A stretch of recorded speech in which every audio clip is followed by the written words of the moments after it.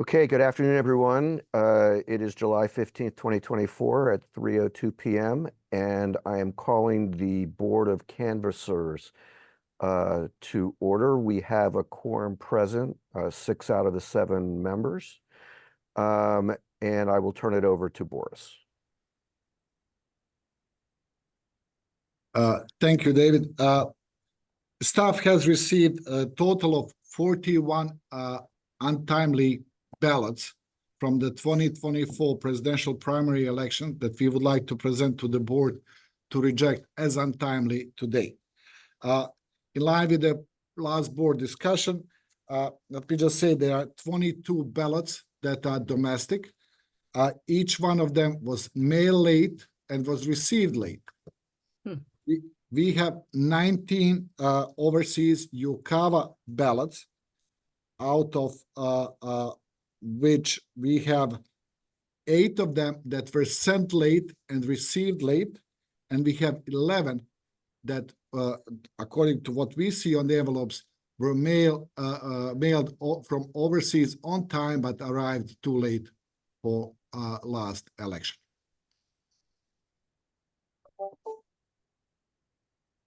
Right. Okay, before I ask for a motion, I'll just comment that perhaps when we do have our meeting with the Postal Service, that would be something to discuss with them in terms of what is it that our overseas voters need to do in order for their ballots to arrive on time if they were mailed on time. But that's a longer discussion for another day. Is there a motion on the untimely ballots? Sure, Mr. President, I would like to move that we reject those ballots that Boris just described to us as being untimely. Second. Okay, moved by Ami and seconded by Diane. I'll just go down the list. Ami. Aye. Daniel. Aye. Alex. Aye. Margie. Aye. Diane. Aye. And I vote aye. I should have said, instead of going down the list, I was just going across my screen. So I apologize if anyone thought that I didn't quite get the order right there. That was just me going across the screen. Anyway, it is unanimous by the Board of Canvassers that those ballots are declared untimely. Next on the agenda for the Board of Canvassers is the approval of the 2024 presidential primary election canvass minutes. You may have seen that I sent an email within the last hour with some formatting suggestions, which I think are non-controversial. Kina, welcome. I'm glad you're here. We're now all here. Kina, all we've done so far is rejected untimely ballots. As far as the minutes go, the chair will entertain a motion to approve the minutes with the formatting changes, and obviously if anyone else has any other changes they want to propose, that's fine as well. Alex. Mr. President, I did send out a late email on this. I noticed on page 3 under the heading canvassing of ballots, first sentence of the 3rd paragraph, it says the 2024 presidential gubernatorial primary canvass was divided into.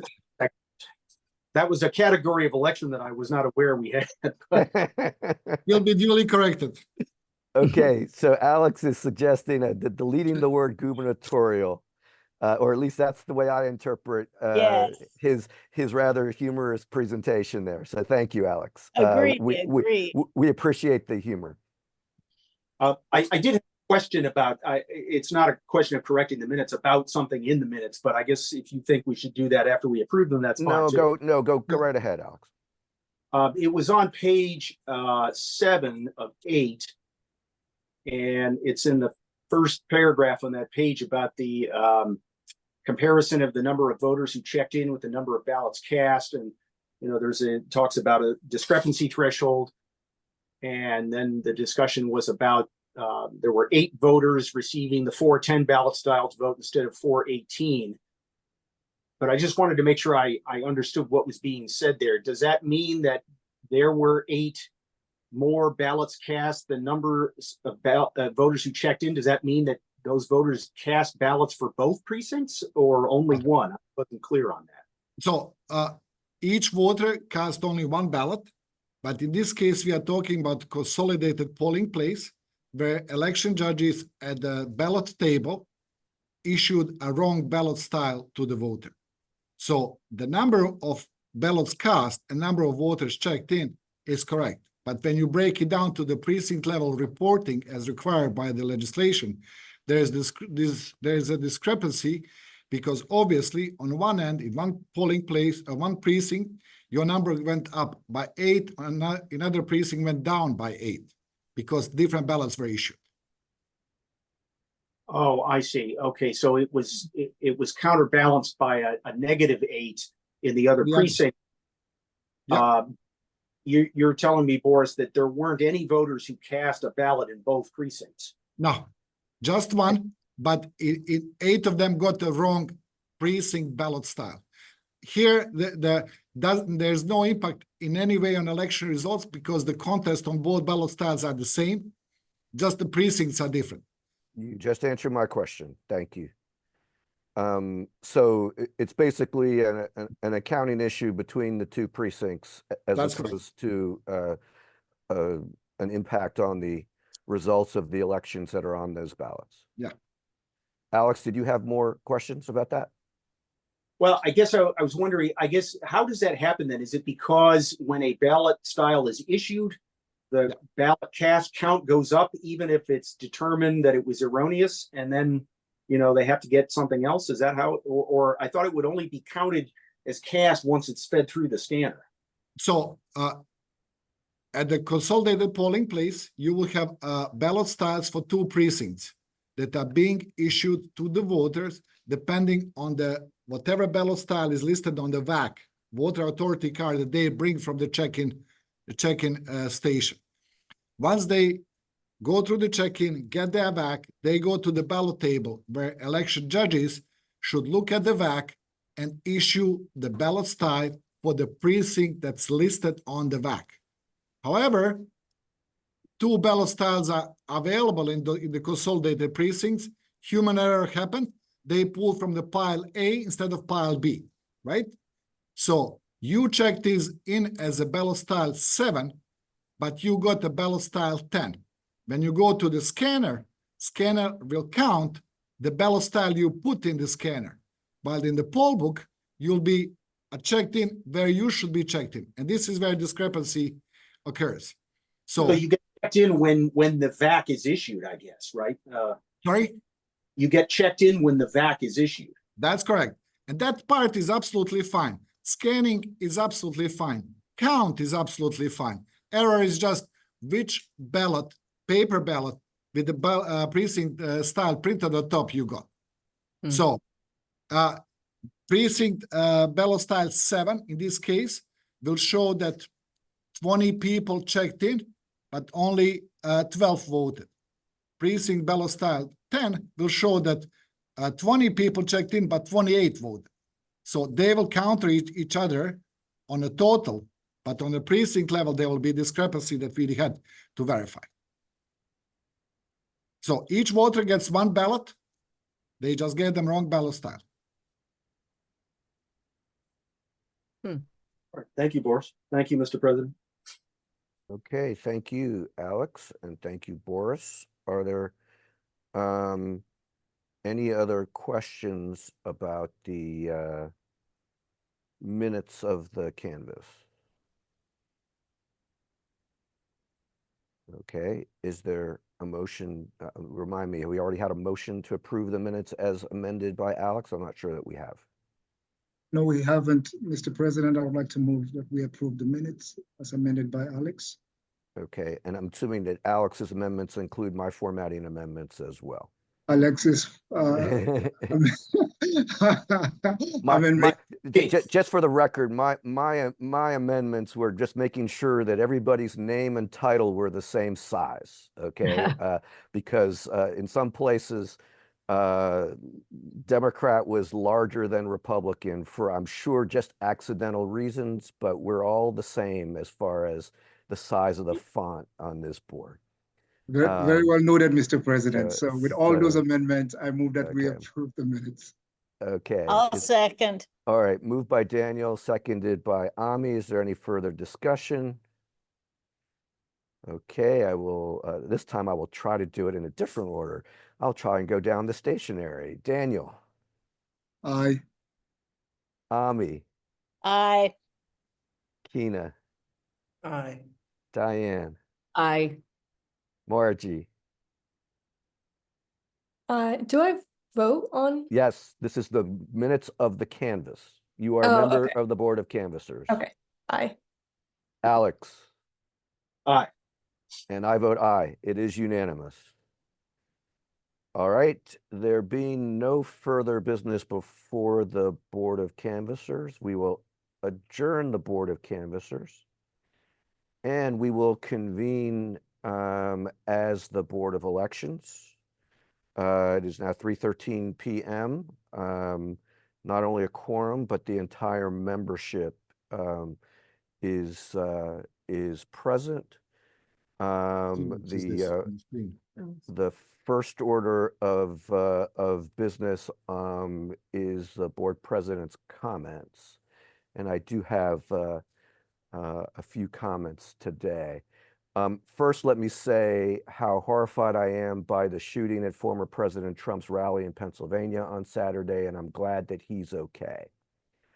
Still, one attendee is dead and 2 others are injured, and all they did was attend a political rally for the candidate of their choice. That to me is shocking and un-American. In my opinion, political violence is never acceptable, and our political differences need to be resolved through the electoral process, not through violence. I know that all of us on our board will continue to do our part to support the electoral process and the safety of everyone who participates in it. Second, I'd like to compliment new State Board of Elections member Jim Schalick on some of his comments at his first meeting on June 25th, but also take issue with some of what he said. I appreciated that he stated clearly and forcefully that in his 6 years on our board, no one brought him or the board evidence of fraud or deceit in our elections, and that to his knowledge, the elections in Montgomery County and the state have been safe and secure. I agree wholeheartedly and thank him for saying it. However, I wonder why he did not say that in 2021 when he met with the Voter Integrity Group in his video interview that the June 10th MoCo 360 article described. If he had, I might have nominated him for a Profile and Courage Award.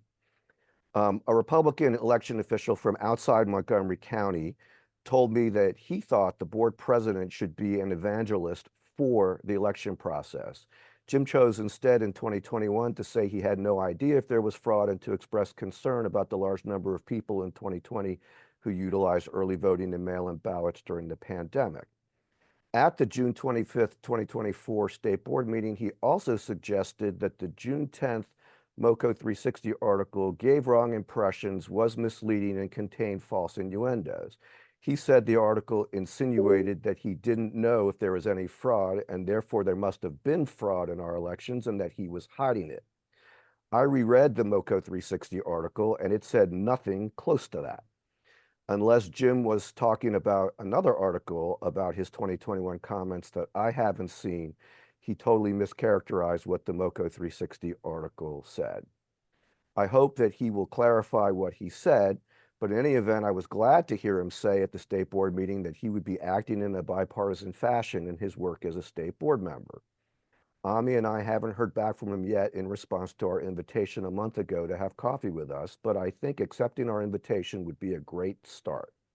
I agree with Alex's comments from last month about the importance of our county board representing the greatest number of voters of any Maryland jurisdiction, working together with the State Board, and I hope he'll accept our invitation so that we can discuss any issues of concern to him or us.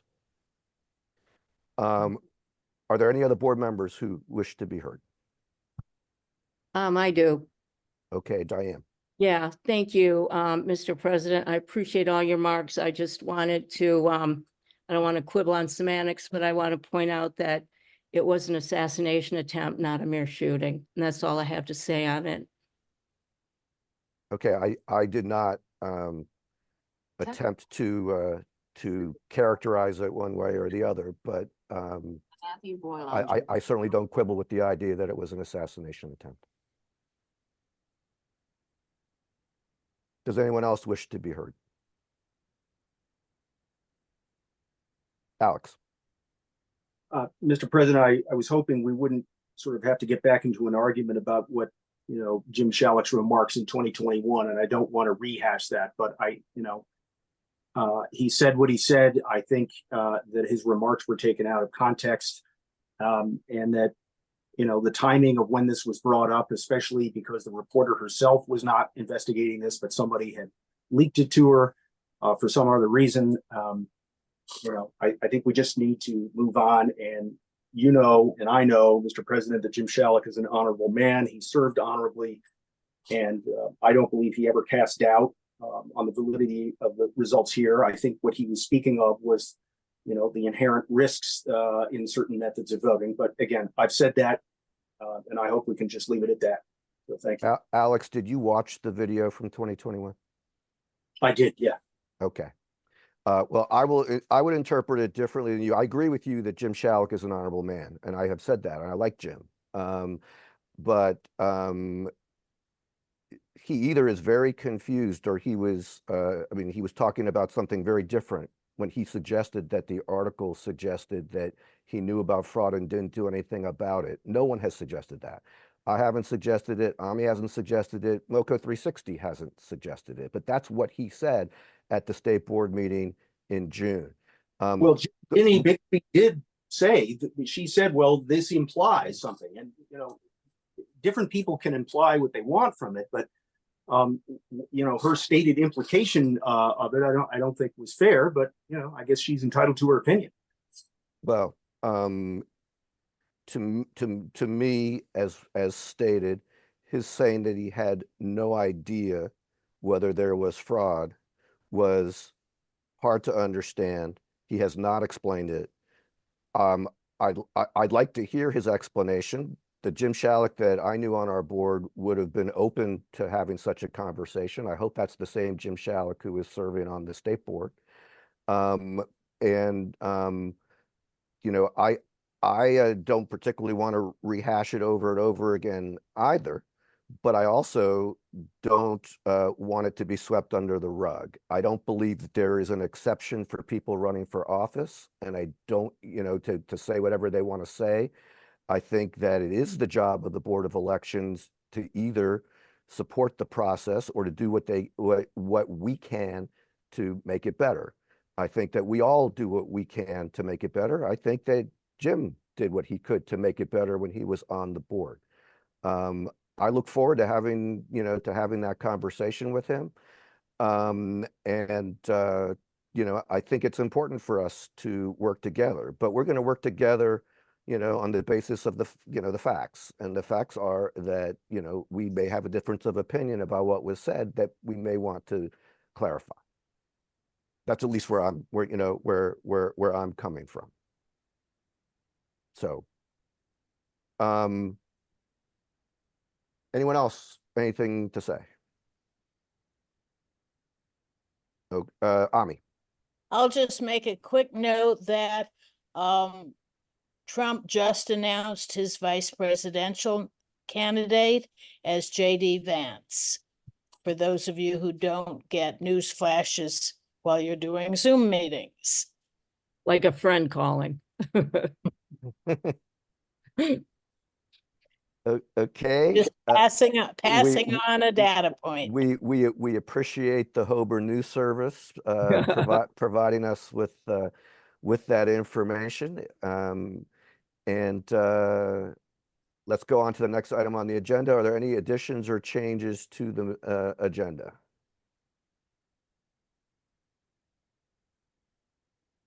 Okay, see none. We will move on to the next item on the agenda. Does anyone have any campaign contributions or attendance at fundraisers to disclose today?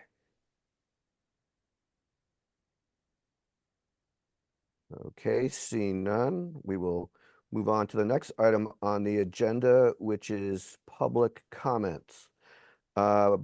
Boris, I did not hear about anyone signed up for public comments. Do we have anyone signed up for public comments? Lisa sent an email out. We have one person that signed up to speak without submitting any public comments in advance. Okay. Lisa, what's the name, please? Mary Bell Black. I'm sorry that I missed the email. And I'm not sure I'm not sure I got the last name. Mary Bell. Oh, I see. It's BLEH. Is that what you said? Yes. Yes. Okay. And is she in the meeting? Don't see it.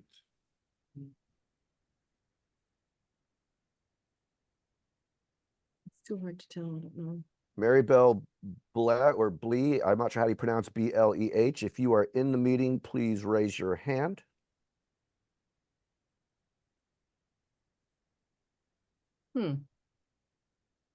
Okay. I don't see her. Does anyone else see her? Because I don't see her hand up.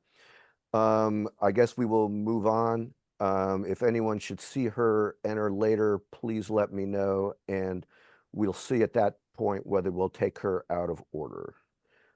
Do we have anyone else who wishes to be heard at this time? If you are an attendee at this meeting and you wish to be heard, please raise your mechanical hand and we will call on you.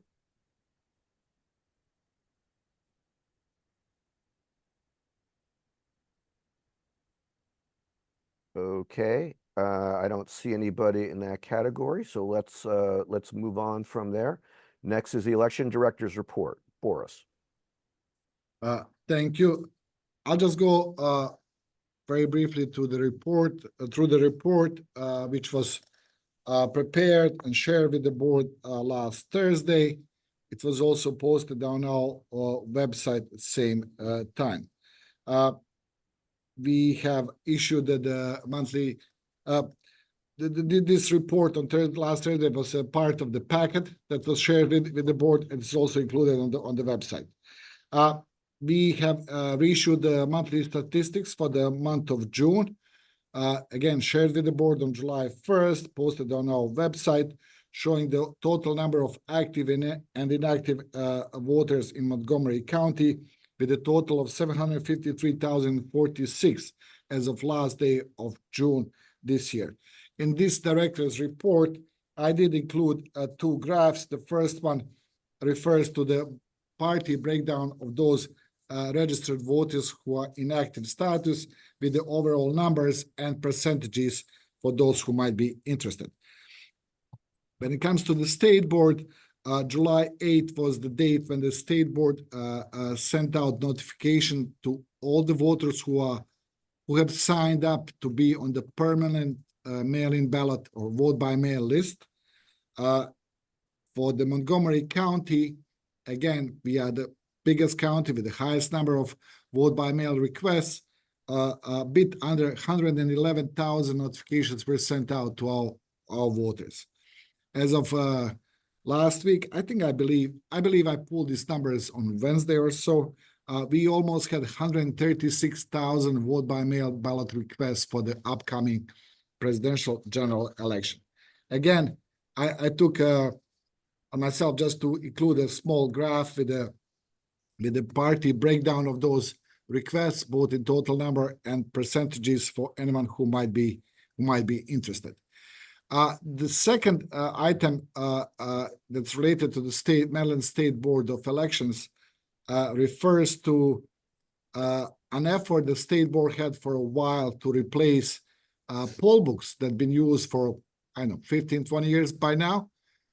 If you might recall, we notified the board that at some point in late 2023, the state board, figuratively speaking, pulled the plug and gave up on the project for this election cycle. That's why we use the legacy poll books that were used before. However, in an effort to be ready in case new poll books are rolled out, each county had to give it the number of poll books that would be needed and pay 50% of the overall cost, which Montgomery County did.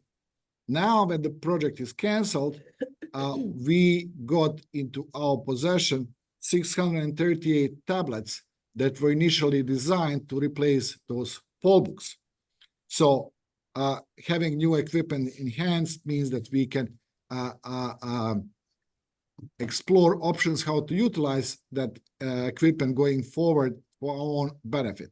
So at this moment, we are going through the process of confirming what could be uploaded to those tablets that would make life of chief judges easier on election day, that would minimize the use of paper and going through the pages so they can electronically search for the things that otherwise we would provide on a paper. We are also exploring options to establish instant communication through those tablets with the staff here at the Board of Elections for any issues like additional supplies or even reporting the turnout at 11 at 4 o'clock on election day. So we have equipment, we have a goodwill. We are just exploring options how to do this, all of this in a proper manner. Anything that is that's going to be uploaded on those tablets, it's already part of the equipment or part of the materials that is shared with the chief judges to have on site, just on the paper copy. This will be neater solution, easier solution to use, easier solution to provide. Instead of carrying multiple bags of paper, it will be just one tablet that will be assigned for each individual precinct person. When it comes to the personnel, I already have notified the board earlier that our colleague Chris, who was in last position was manager of recruitment, she retired effective July 1st. Chris was with the board for 17 years, held various positions with the board. She was manager of the operations, manager of the recruitment. She was responsible for candidate filing over the years. So I would say a lot of institutional memory departed when Chris decided to retire, but well earned, and I'm pretty sure that she will enjoy her retirement. I just want to second that, Boris. I already did that by email, but since there was no opportunity for us to say anything publicly, and she didn't apparently want a celebration with the board, I just want to say that she served during my entire tenure on the board and will certainly be missed and has certainly earned her retirement. You're David, absolutely right. Chris had a very clear idea how she would like to separate, and she didn't fail to articulate it to me repeatedly. So we honored her wishes and just followed step by step as she wanted. I think it was fair enough. Absolutely. We are getting ready to advertise the vote by mail program manager 1 position. We are working with our colleagues at the Office of Human Resources. Office of Human Resources is upgrading their platform, so once it's completed, it will be put up. The same goes for the deputy election position, deputy director of elections. That position remains open until filled. When it comes to the temporary positions, the board, and I believe general public knows by now that Board of Elections is in terms, when it comes to hiring temporary colleagues, temporary staff, temporary support, that we are kind of an accordion. We expand and contract depending on the election calendar and the tasks that we have on hand. After each election itself, the number of temporary team members reduces and then picks up again as we get closer to general election or the next election itself. This time is a bit different. We did reduce the number of temporary team members on the staff, but that number didn't go as low as previous years, mainly because of the petition and all the list maintenance activities that we are conducting. I'll more talk about that when we get to the section activities of the report. When it comes to budget, we shared with the board and the public 2 documents. One is the close of fiscal 24, and the other one is approved by the council of fiscal 25. I will not go line by line, but I need to make some general observation of the budget for fiscal 24. Our colleague Chuck Williams is here with me in case I misspeak or something else needs to be added. But I would like to think at least that we were good custodians of public money, that we literally look at every dollar before we spend it properly and directed it in those areas where would be beneficial for the voters, for the agency, for the staff itself. As of total, we are in positive, I would say around 4% of the overall budget. I just want to make a remark for anyone who is listening that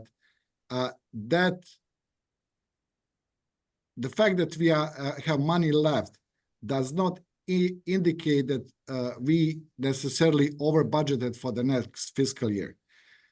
Money is left on the account for different reasons. One of them is that a state bill that we have no necessarily control over it came in less than anticipated, because all we can do, we can go by 3 years average. The second line where some saving occurred is the line where we're not looking to have savings, and that's stipend for election judges. The fact that we have money left on that line indicates that we didn't manage to hire all election judges for the last election, as we all know very well. So going forward, I believe that some lines have been already increased for fiscal 25, and that which is part of our overall effort to so-called right-size the budget itself. So even if one line was run in minus this year, idea was to go by the historicals, look at the projections, and make sure those lines going forward would be adequate for the needs of the Board of Elections. The second thing that we already started, and we are looking forward to continue in fiscal 25, because it doesn't happen overnight, is revisiting the budget lines themselves, because we are in the process of streamlining some budget lines, expenditures, different printing, for example, costs that are spread over different budget lines and items like this. It's a process. There's accounting, there's administrative, there's a communication with the county, but our goal is to basically bring the budget and budget presentation to the level and to the needs of the current board, not be stuck on the historical presentations of before. So that will be just a very brief, and I leave it for anyone who would like to compare 24 with 25. I see Alex. Alex, go ahead. Thank you, Mr. President. So Boris, it looks like we came in about 600,000 under budget, which is fantastic. But I'm wondering, are there any expenses that we knew were incurred, but the invoice for the precise amount has not come in or has not been paid, so that number of actual year-to-date amount may increase in the coming weeks, or can we say confidently that we've come in at 600,000 under, and that's the number? So, two things, maybe even three. Number one, checks for the stipends for election judges went out, I believe, June 25th. If those checks are cashed to until certain deadline, that money will be taken out from the fiscal 24. Those checks that our election judges sometimes keep in their drawers for 6 months or a year, once they are checked, they will go against fiscal 25.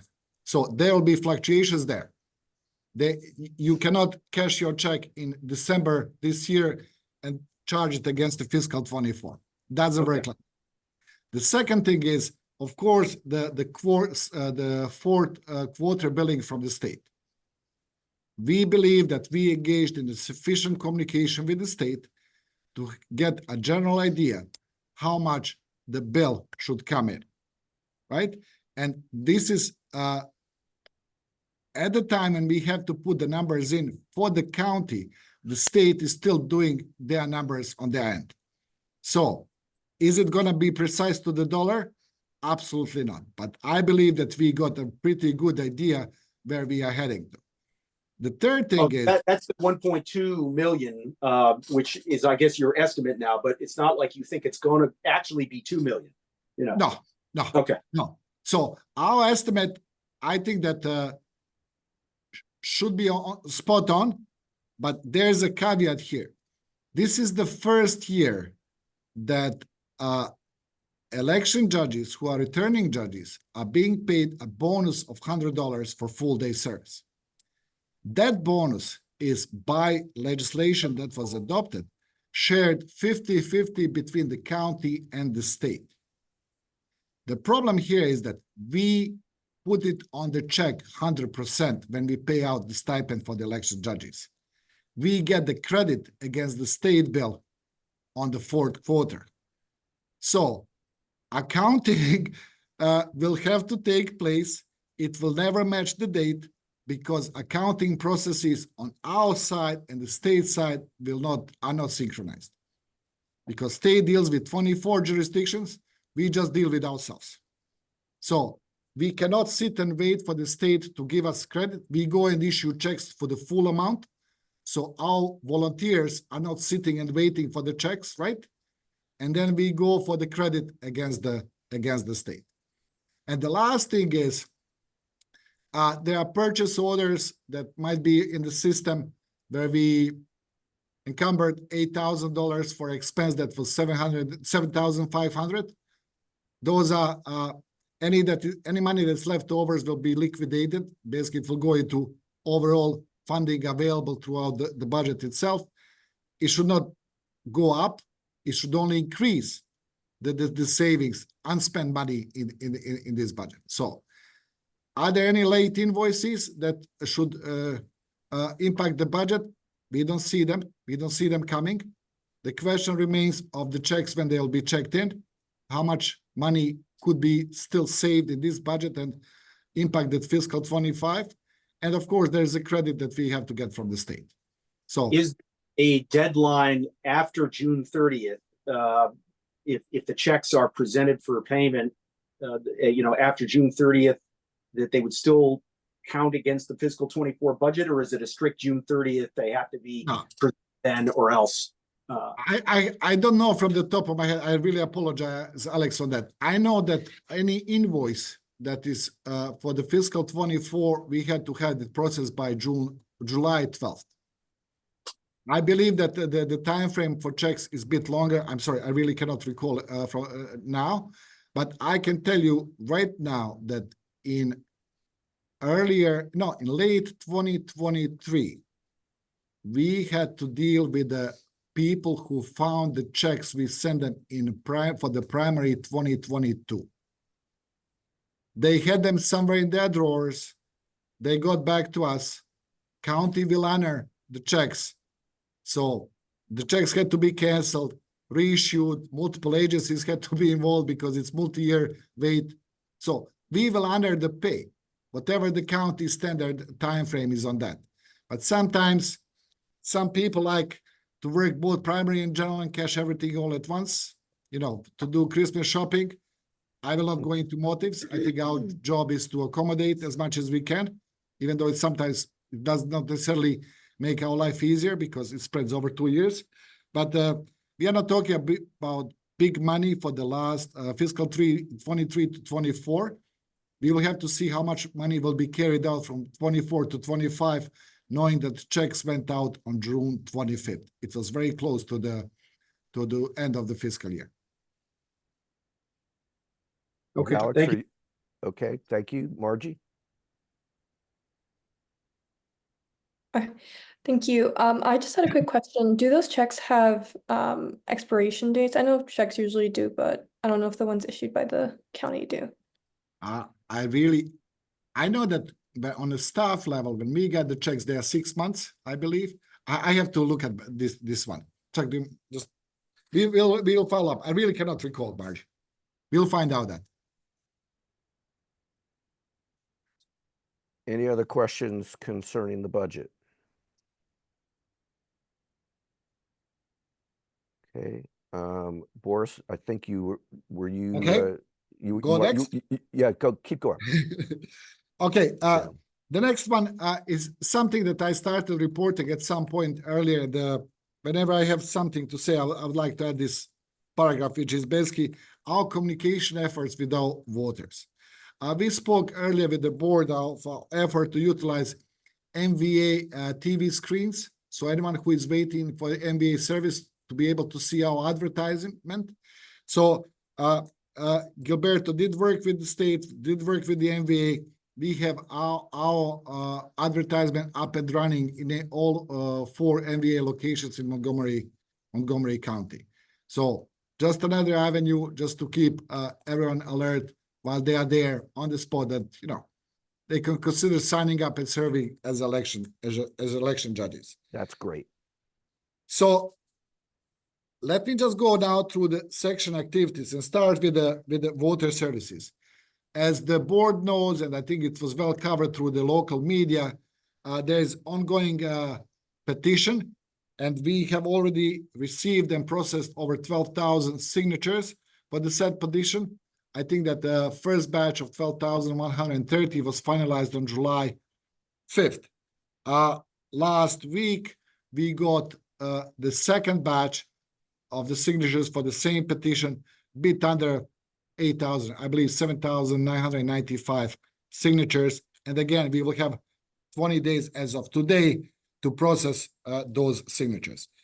This petition and the fact that the significant backlog of voter registration records was generated by the fact that voter registration was closed prior to the election, as in any other cycle, was the reason why we decided to keep a significant number of our temporary colleagues on a payroll to stay with us and help us address all these issues timely. So for the petition, we have 20 days. The first batch we were running ahead of time, we finished it early. I hope that we will finish the second batch as early if possible. I would like to, I don't know when, but I'm pretty sure that there are statewide petitions going on, that we will also receive those signatures from Montgomery County to process as well. And at the same time, we are catching up with all the list maintenance activities that are on our plate. We are talking about voter registration requests for, to register, updates, ERIC files were received and processed timely. We have all undeliverable sample ballots that we will use to follow the federally prescribed process and inactivate those voters before the so-called NVRA deadline, which is 90 days before the election itself. So full house of people, of team, to the extent possible in the summer like this, for everyone to stay with us who hasn't planned some summer trip with their family. But I think it was, again, necessary decision to address what needs to be addressed timely.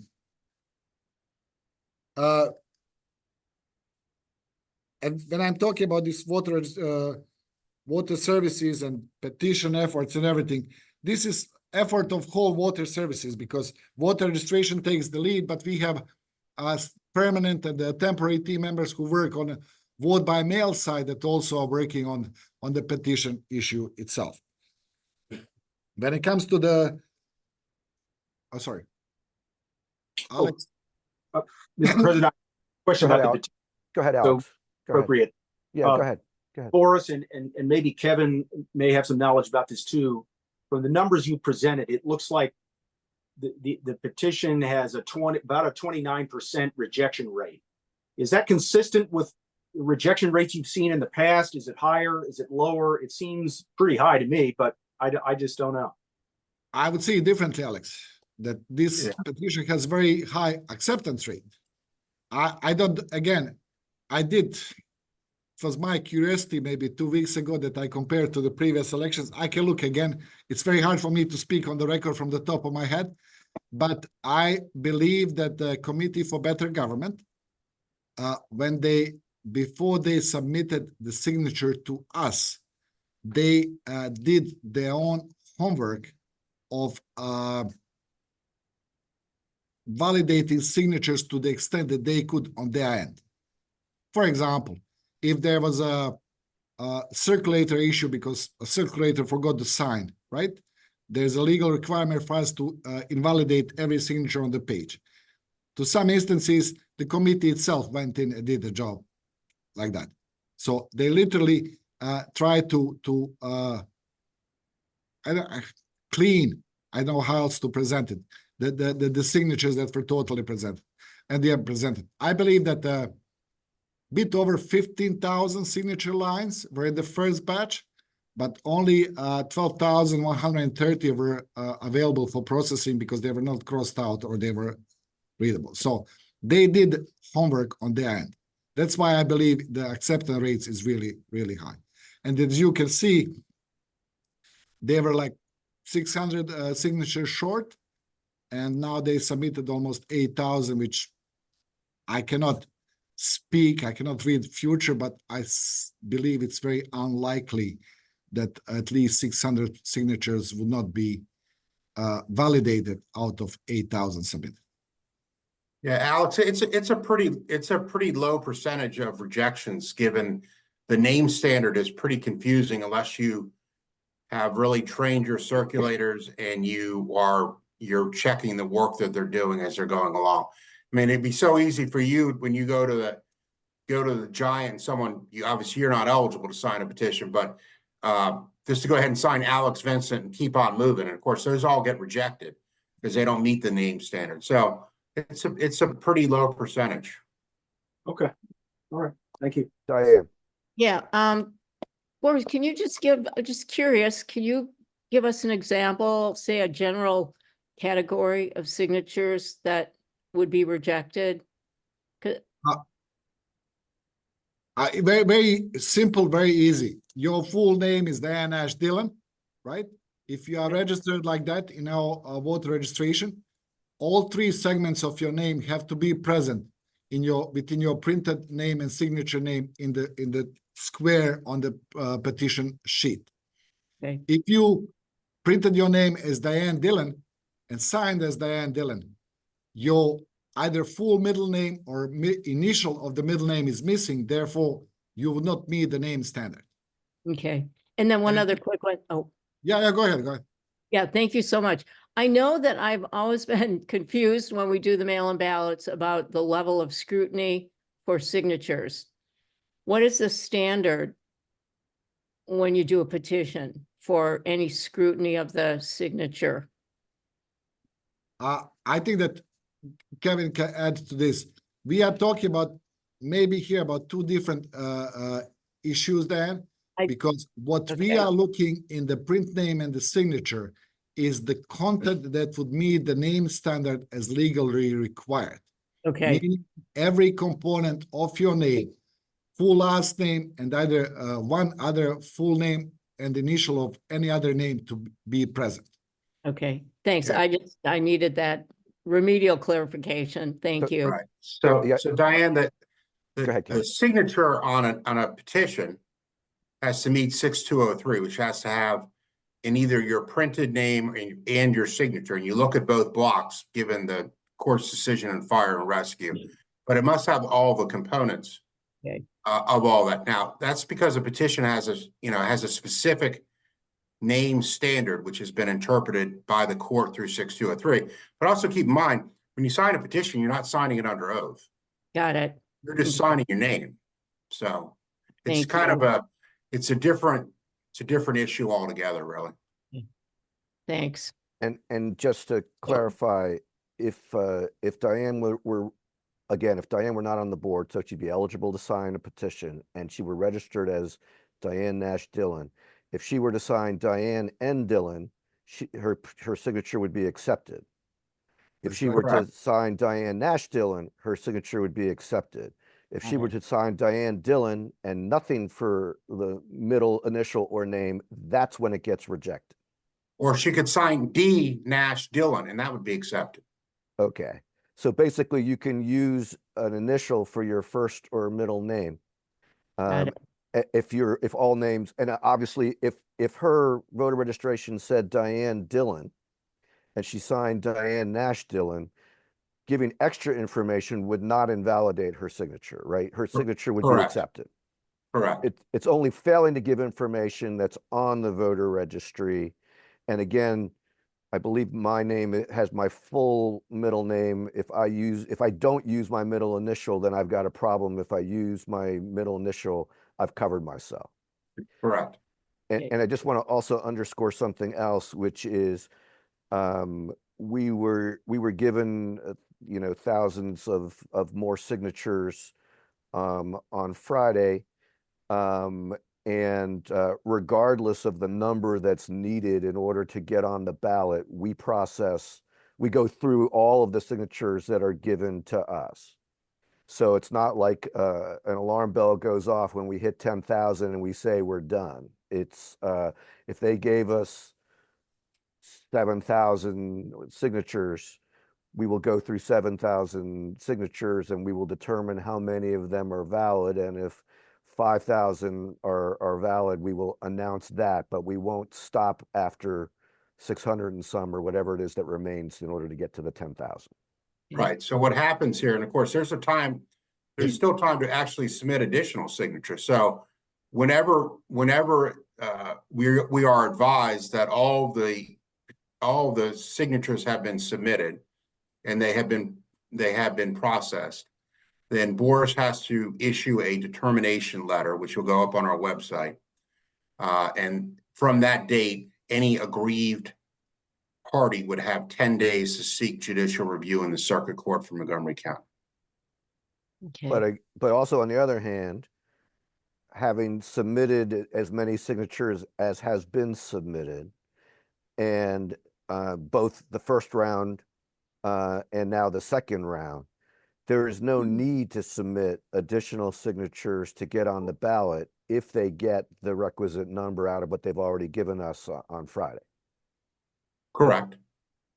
Okay. I just need to add one small observation that I haven't gone through 1,500 pages for the signatures that we got, but I would just call for caution to project acceptance rate on the first batch against any subsequent batch that comes after, because times might be different, circulators that were hired were different. Was it professional staff? Was it volunteers? All these aspects play a role in the quality of the petition itself. So the fact that I believe they had a 78% acceptance rate in the first batch could go down, could go up. I just don't want anyone to believe that you can project that easily one batch to another.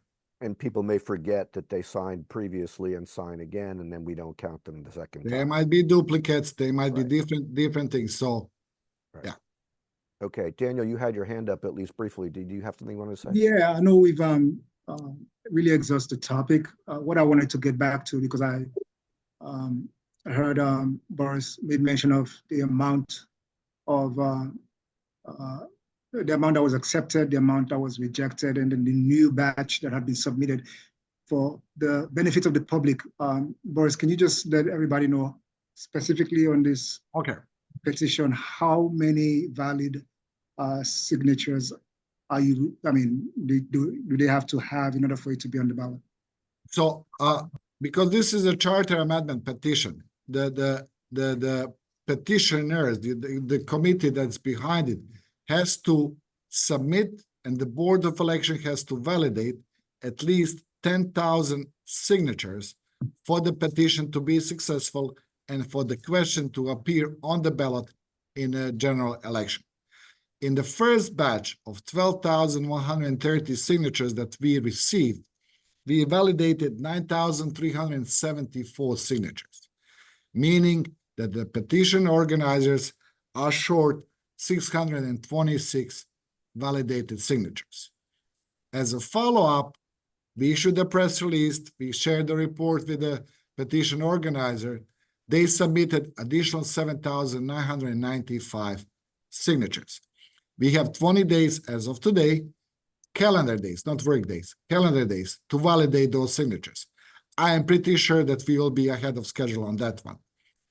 Even if they don't meet 626 signatures in the batch of almost 8,000, these petitioners have until July 29th to submit, collect, and submit additional signatures for this petition itself. And then we will again have 20 days from that date when we receive that batch, if need be, to validate them. And once we issue the final determination of the end, if petition was successful, as Kevin said, they will have 10 days, anyone will have 10 days to bring up grievance against the petition itself. Thank you for the comprehensive summary. Anything else about the referendum? I'll just mention that it's on the county council agenda for tomorrow as a public hearing, and so there may be people speaking both on his behalf and perhaps in opposition to the county council tomorrow for those who are interested. Okay, Boris, please proceed. Okay, the next one is IT and training session. We are in the post-election maintenance for the equipment that we used in the primary election, and we are slowly getting into preparation for the 2024 presidential general election. In the same time, we continue our work with our colleagues from TEPS, Technology and Enterprise Business Solutions Department. We are working on election work and future vote portals. As we spoke to the board and public earlier, this is multi-phase project because we wanted the system to be operational through the election. So we kind of split it out and slice and dice through the different segments, and we are on schedule still. When it comes to the training, we had a discussion with many election workers, and it was discussed with the board as well. For the general election, we will have two types of classes. One will be for the new election workers or those who served only in 2022 or earlier. And the second type will be for all those election judges who took a training for the primary of 2024. So we will have a returning class for those who served in primary and the regular class for everyone else. The fact that you got through the training and served in 2018 does not qualify anyone to go through the returning class only. It's been quite a while. Many things have changed. You have to go through the full training.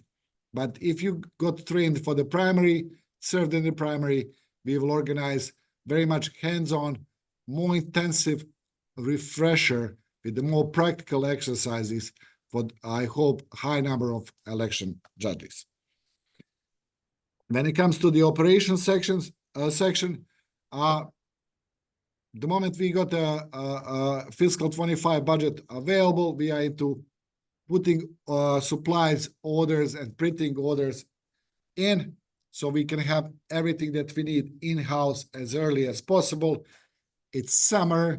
We are not the only jurisdiction that is going after election supplies. It's a bit more staggered for the primaries because different states have different primaries, dates of the primaries. General election is the same for everyone.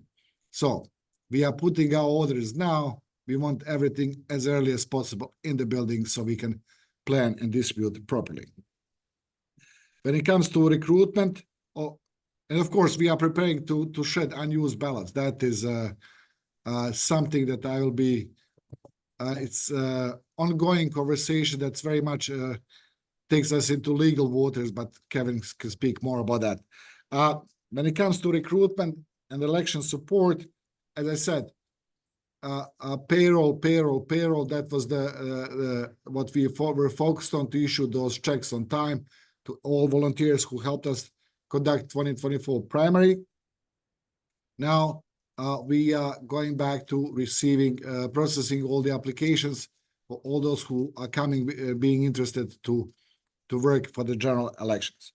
When it comes to the meetings and events, I just shared with the board that on July 8th, State Administrator Jared Demarinis, Deputy State Administrator Catherine Berry, Director of Candidacy and Campaign Finance Alan Norfleet, and Director of Mail-in Voting Jennifer McLaughlin, they accompanied a delegation, staffer delegation of Department of Legislative Services to visit Montgomery County Board of Elections.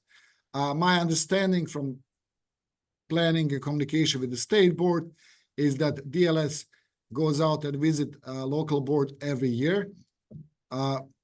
This is, I believe, the first time they visited Montgomery County. We engaged in very practical and technical conversation about election processes. They were quite interested in the petition itself. Storage area was high on the agenda. We took them through the warehouses, both on IT and the operation side, explained movement of the equipment and the disappearing workspace that our colleagues have to bear with in those areas. So that would be election director report for July 2024 board meeting. Okay, any comments or questions for Boris that we haven't already covered? I'll just say, Boris, that I'm very excited about the use of tablets and the possibility that they can be used to transmit information that otherwise would have been by phone with somebody having to write it down or, you know, whatever. That just strikes me as being much more efficient. So if I may say two things, David. yes. Caveat, kind of, we got a bit late in the game. So Janet and her team are working on the options for this. So we are hoping to have it rolled out for the general election, because keep in mind, anything that we roll out has to be rolled out before the training classes start. Yes. So it can be incorporated in the training classes itself. So we are running a bit against the time here. I know what our goal is, what our hopes are, but either we will do it right or we will have it ready for 2026. Okay. And the second thing is when we talk about transmitting information, these are not information that have nothing to do with election results or anything. Exactly. We are talking about turnout. We are talking about chief judges who would otherwise call us or wait in a queue. If there are too many calling, would be able to put in a smart sheet order. I need another blue bin. I ran out of the pencils, you know, supplies that we deliver through our roamers or runners on different locations. So communication about anything that is operational on election day, not election results or anything itself. Yes, but you're also talking about possibly being able to transmit that information more easily to whoever is involved without the need for people to find each other on the telephone on a very busy election day. So I'm excited about it, and if it's not in 2024 and it's 2026, I'll be excited about it for 2026. Our goal is, David knows very well that we try to collect the turnout that the election chief judges report at 11 a.m. and 4 p.m. It's not that simple because chief judges get busy. Sometimes information is dropped here and there. It takes too much time. Idea is they just type it on the tablet and we gather it here on the smart sheet and just populate by itself. So it's never 100% perfect because we always have to call someone, but we are looking for different options, exploring different ways to do it. Understood, and we appreciate the effort to continue to improve. Anything else for Boris on the election report, the election director's report? Yeah, Mr. President, I have so Boris, in terms of go ahead, Daniel. Like what percentage increase do you usually see on presidential election years from the primary to the general election in terms of election worker recruitment, but also numbers needed? So historically, everyone will tell you that Board of Elections would receive increased number of phone calls and interest for the presidential general election, period. The question now is, this is the first presidential general election after COVID. And the question is, would historical data hold? If that data holds, we should be just fine for the presidential general election. However, we were fine for the primary because the turnout was low. We would have made it anyhow, but I'm just trying to say that number of election judges that signed up for the primary was not what we were expecting or what we wanted to have. If we are talking about numbers, that is very much a math issue that's based on a couple of inputs. Number one is projected turnout. Number two, distribution of that turnout between early voting, vote by mail, and election day. And then when you do that, you have to do a number of calculations that would project the equipment needed to support that kind of turnout. And only then you will look at the number of judges that are required to support that amount of equipment that is needed at the polling place at early voting.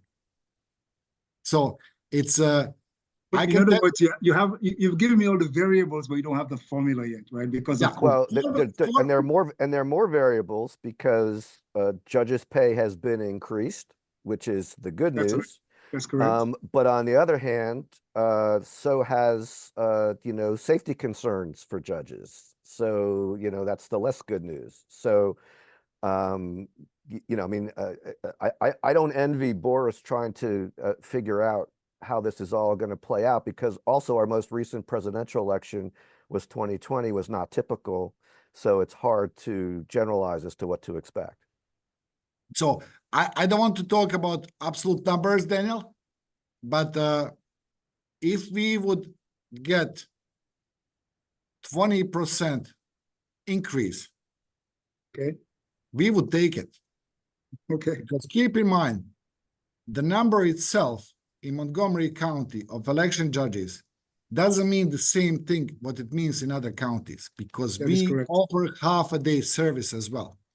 Okay.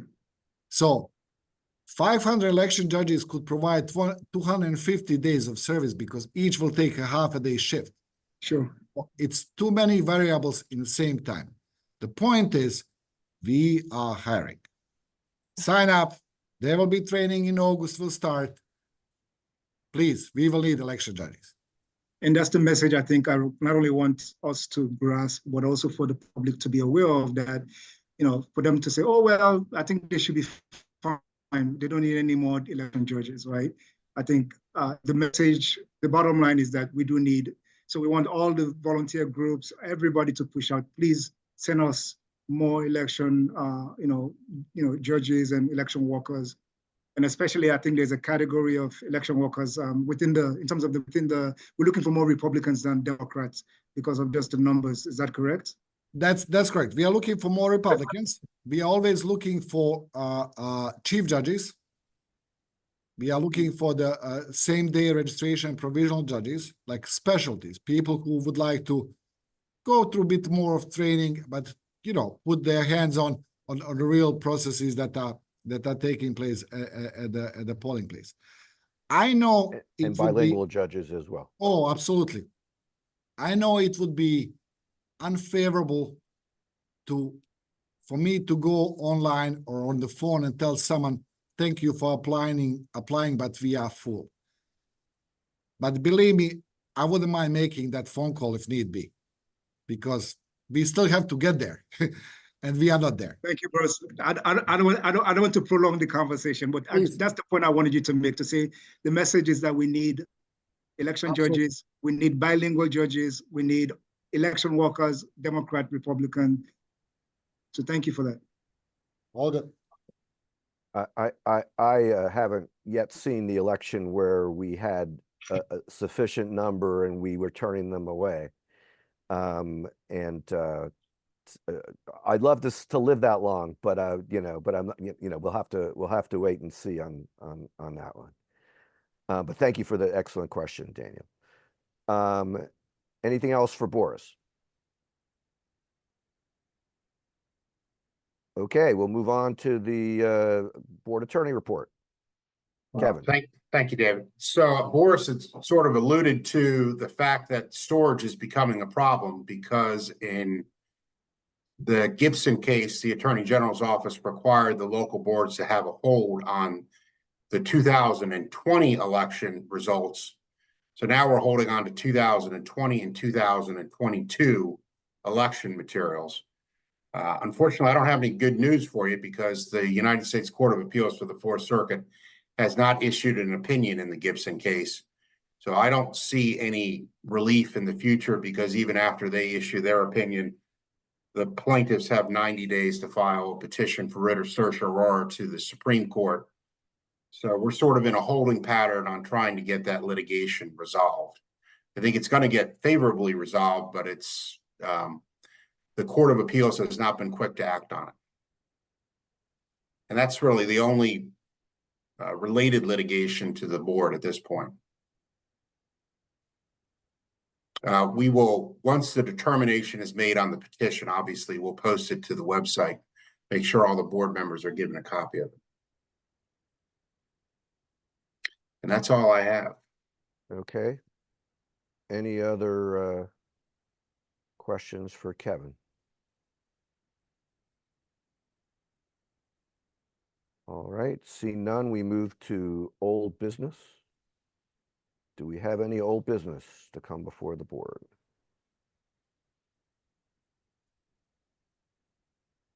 Okay. Seeing none, we will move to the website update. Boris. I'll be very brief and indicate to the board and public what we all anticipated would happen. A drop in the visits to our website. Again, this is another example of ups and downs and that follows the election itself, increased interest around the election and the need to visit our website for the service, whether it's to apply to be election judge, for the look for the polling place, wait times, or anything similar. You will see that the number of pages viewed by users in June is 10% of what we had in May. But I believe this is what what we all expected, and it's good for us to know because this seems to be a rhythm that we will see through the rest of the year. I'm glad we're not a stock and this is not our stock price, you know, but can I ask a question about the data? I noticed a fair number, or at least number 4 on the list in June was early voting wait times. And I'm just curious as to why we think we have as much traffic as we do on early voting wait times when the election was in, early voting was in the beginning of May.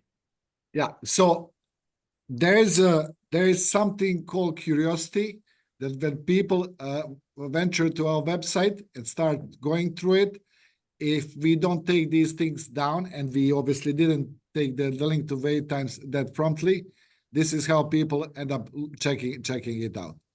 The good thing is, Okay. whether We had no wait times. there were no wait times, whether you used it timely or untimely. So we were good for the early voting. Okay. Any questions for Boris about the website report?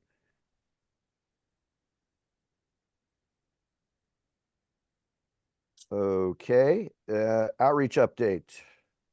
Dr. Zelaya. I think he needs to be promoted.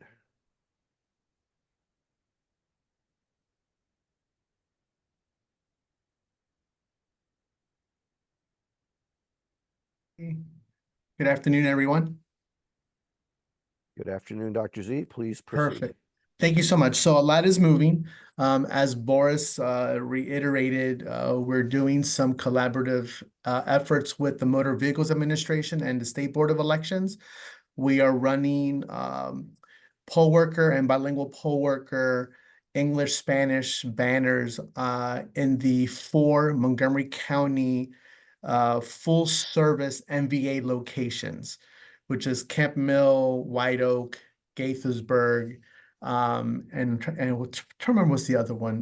There's two. There's the Walnut Hill that's in Gaithersburg, full service, the full service in Gaithersburg, Alpha Clopper, Camp Mill, and White Oak. So we're circulating those. Right now, the focus is election workers.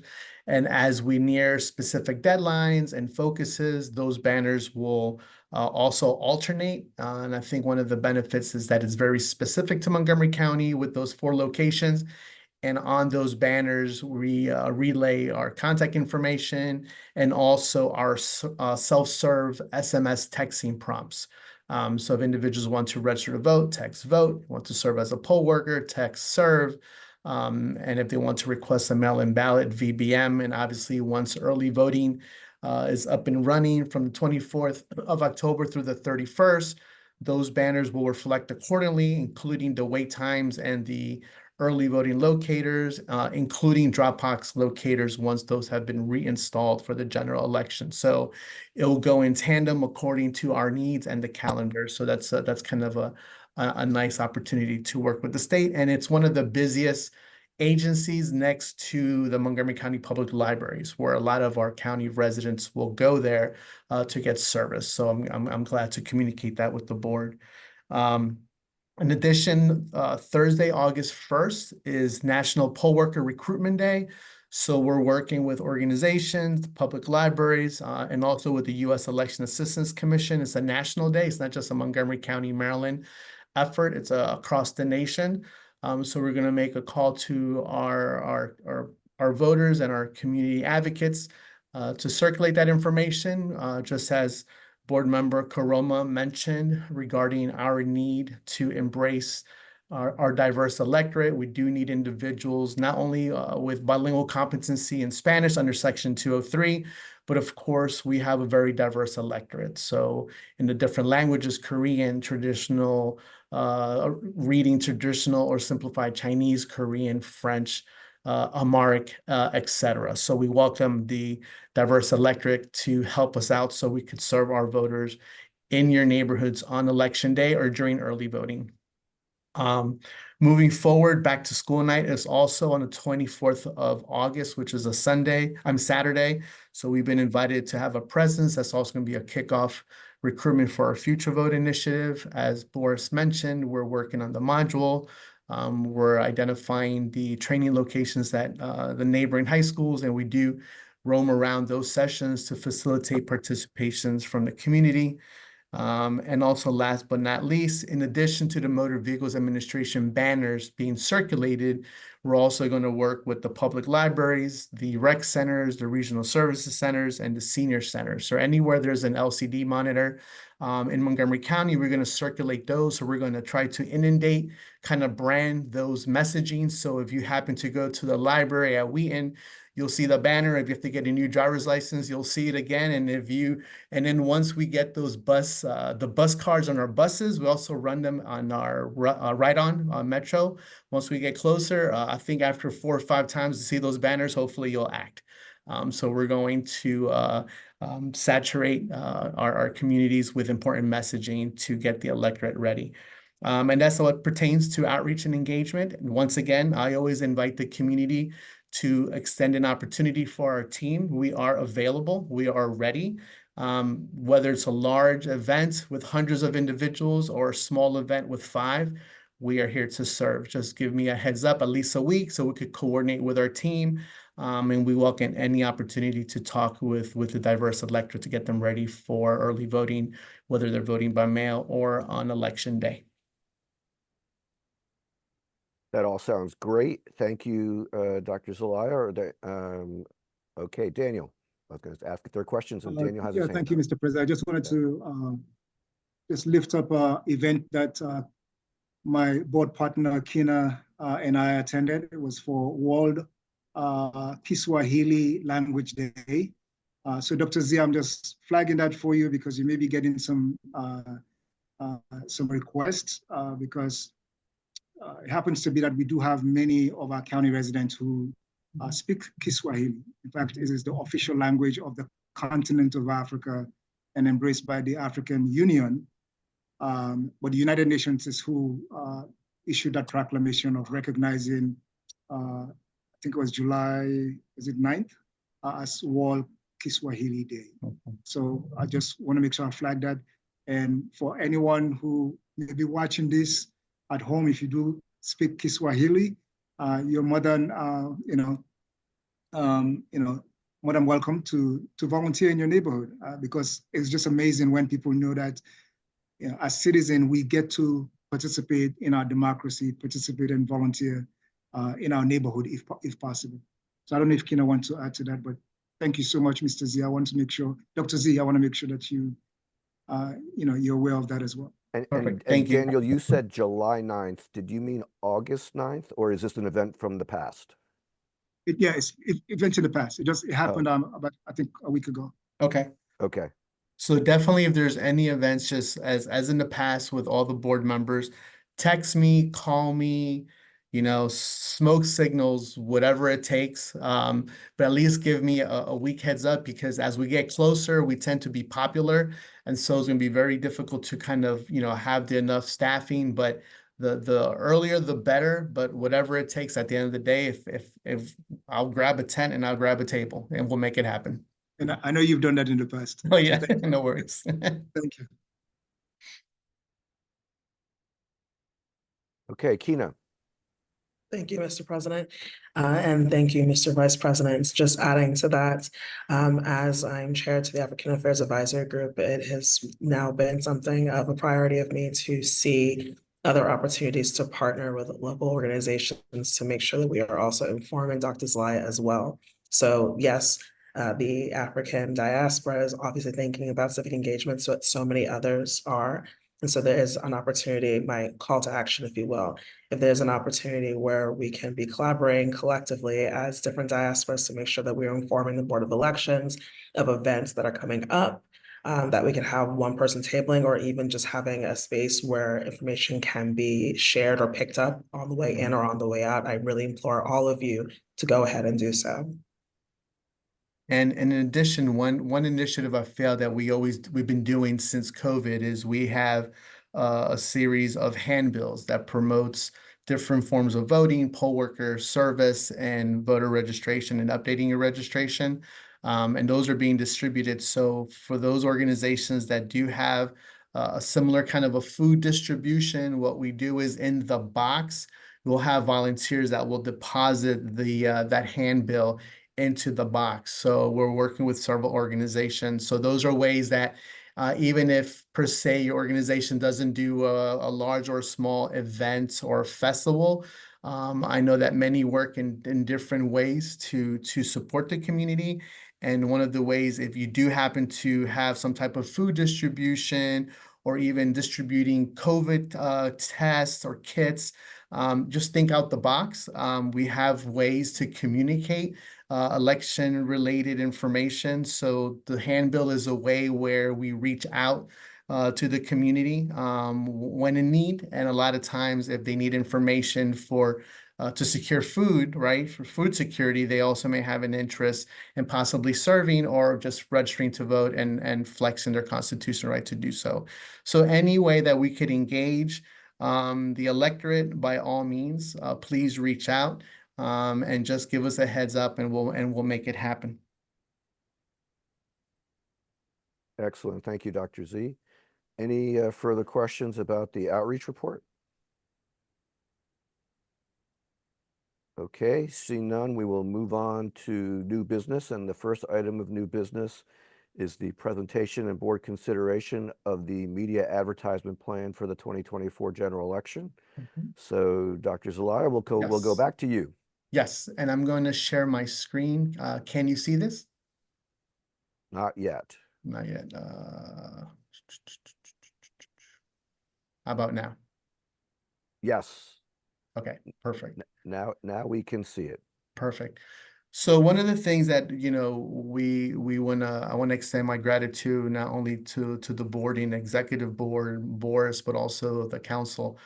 They've extended us $70,000 additional dollars to broaden our media coverage, broaden our engagement net into the community. going over the notes of some of the interest, not only of the board, but of the council and of our board director, and also leveraging the relationship we've had with these media outlets since 2018. I want to kind of buttress the media, the budget as it pertains to expand our reach. When we look at Google AdWords, we had about a little over 13,000 for the primary, and we had this same amount in 2022. I could tell you that we went over budget a little bit as it pertains to Google AdWords. The reason I like the Google Ads is that on the fly we could change, make different campaigns, push a different focus, and you get charged when a voter clicks on a particular link, whether is voting in person, locating the closest early voting center or drop box, or for poll workers. I like that reach, and I would like to expand on the budget because the money goes quick. And one of the things when we do the campaigns, the time frame is short. By adding more money, I can have a longer campaign focus on different topics, whether it's mail-in, updating voter registration, the advanced voter registration deadline, early voting and election day service, and election day voting. So it allows me to give me more flexibility and to start engage electronically with the electorate early, as opposed to as we get near the voter registration deadline, which is 21 days out from election day. As it pertains to print, we look here. I also want to expand and add more paging to our ethnic print media. One of the things that I've always wanted to do, but I couldn't do, is because I was limited by the $70,000 that we are allocated per election. Is we, under Section 203, we are under the consent decree to have everything in English and Spanish. But of course, the electorate is very diverse. So one of the things I want to do is translate the voting information of our sample ballot.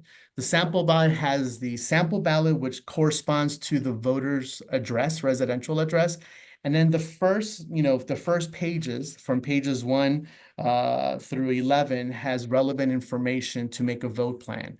So by the added funds will allow me to translate the voting information component of our sample ballot and have that as a pullout, a center pullout on the newspapers. So for the African Mirror, we will do a bilingual spread, English and Spanish. For the Senior Beacon, we will add more ads. The Senior Beacon is a little more costly, but they have a great reach.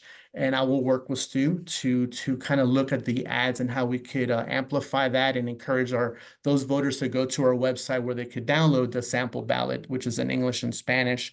The Korea Times, same, expand that. So we will expand the ads that we already have. They're full color, full page ads, but to translate the voting information component of our sample ballot and to have that as a pullout in the Korea Times. And that's the same at the Washington Chinese newspaper. With the Washington Hispanic, we will add more ad space, focusing on poll worker service, future vote, and because we want to increase the participation rates of students within that community and within the diverse community, not just Hispanics, but also because we do have the sample ballot already in English and Spanish.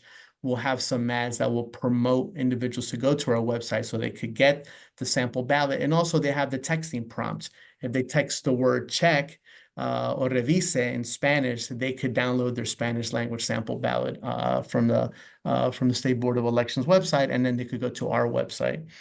From here, I added 2 newspapers to expand our language access, the Vision Times and El Tiempo Latino.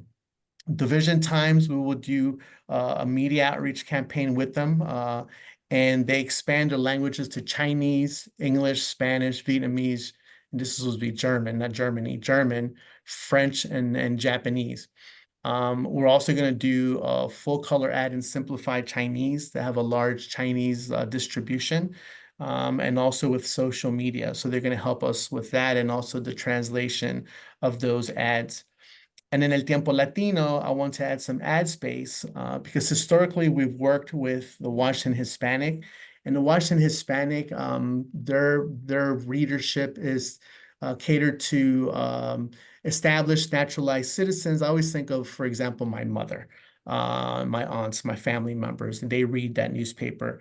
But then El Tiempo Latino has a readership with the Post, and so it's a little different, more of a second generation established electorate. So I want to have a nice balance between Washington Hispanic and El Tiempo Latino. Same with Ahrefs in Amharic. We're also going to do a full ad sample voting information component of the sample ballot in Amharic, and we'll get that translated. And then we'll do a campaign, an ad campaign with the Vietnamese American Services, and also have the sample ballot component, the voting information of the sample ballot translated into Vietnamese. And that would be my recommendation for the print. Now, when we go to radio, when I selected these 10, I selected the top 10 radio outlets in the DMV. Keep in mind also, we do have a strong relationship with the State Board of Elections, and during the election season, I am the State Board of Elections Spanish language spokesperson. So I leverage on that relationship as well when we get a lot of interviews and ad space as it pertains to Spanish with the Spanish electorate. These radio stations are the top 10 in the DMV. And so what I want to do is double our ad space by doubling our budget with them. They're willing to work with us and also keeping the cost at bay since establishing that relationship in 2018. Any of the other vendors, as you know, inflation has not only hit the gallon of milk, but also media ads. So we could leverage that relationship. The vendors themselves, they all know that this is a one-time injection of 70,000 that we're grateful that the council has given us.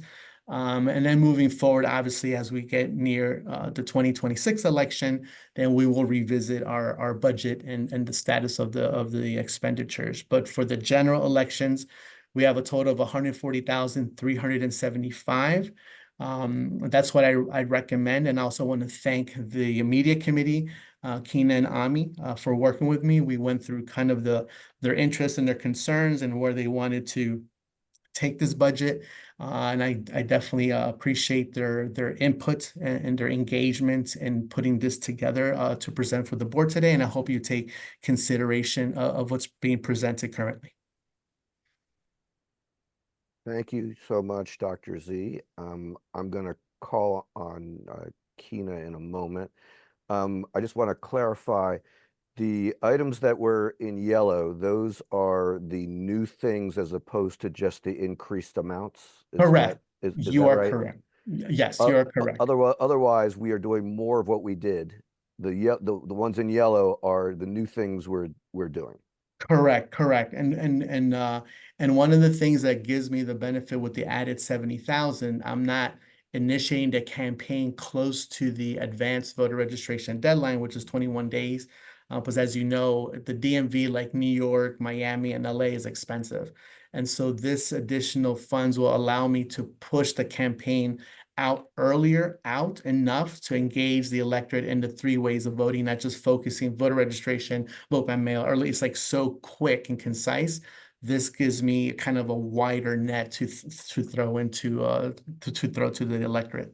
Okay, and the only other thing I was going to well, 2 things that I guess I wanted to mention. One is that for the 10 radio stations that you mentioned, in all of those cases, we do both audio ads, and the digital ads are essentially ads on their websites. Is that Yes, correct. Yes. Correct. So what they do is we do the radio ads. They give us the professional voice. I give them the script. They also have the presence on social media and also on their web presence, and they have rolling ads, and all of those ads will have the corresponding URL. So if it's for voter registration, if it's something for election poll worker, it goes to our URL. And also we incorporate the URL. So this is direct. But when they're doing the radio ads, you're driving, you listen to WTOP at 6 in the morning, serve as a poll worker, we need bilingual skills, text serve. And so it's easy to remember serve to 77788 as opposed to, because you're not going to pull over and click a URL on a banner. And please Right. don't do that if you're driving. So that's the reason why we leverage, depending on what's the focus. If it's online, URL. If it's audio, it's an audio track, a PSA, an ad, and you will leverage the texting prompt to encourage people to engage. Okay, and the last thing from me is that I was happy to see that we are expanding our French advertising, which was one of the things that we told the county council when we were lobbying for this funding, is that we, in addition to wanting to do more of what we had already done, we wanted to do more in more languages, and I'm glad that we're going to have an opportunity to do that. So thank you for My that. pleasure. Okay, Kina. Thank you, Mr. President. And thank you, Dr. Zelaya, very much for this presentation. I know that I was part of the media committee presentation, but even then, I'm really glad to hear so much of what we're able to do is coming to fruition for this year, especially the infusion of that 70K. To piggyback off of what our president shared about the excitement of seeing how we're able to use the funds to expand on our French speaking or written or prints for French, the French language. Just kind of thinking a bit more about the access of data that for our county. Upon my own research, I found it quite difficult to find out the breakdown of Spanish speakers versus simplified Chinese speakers to Francophone speakers.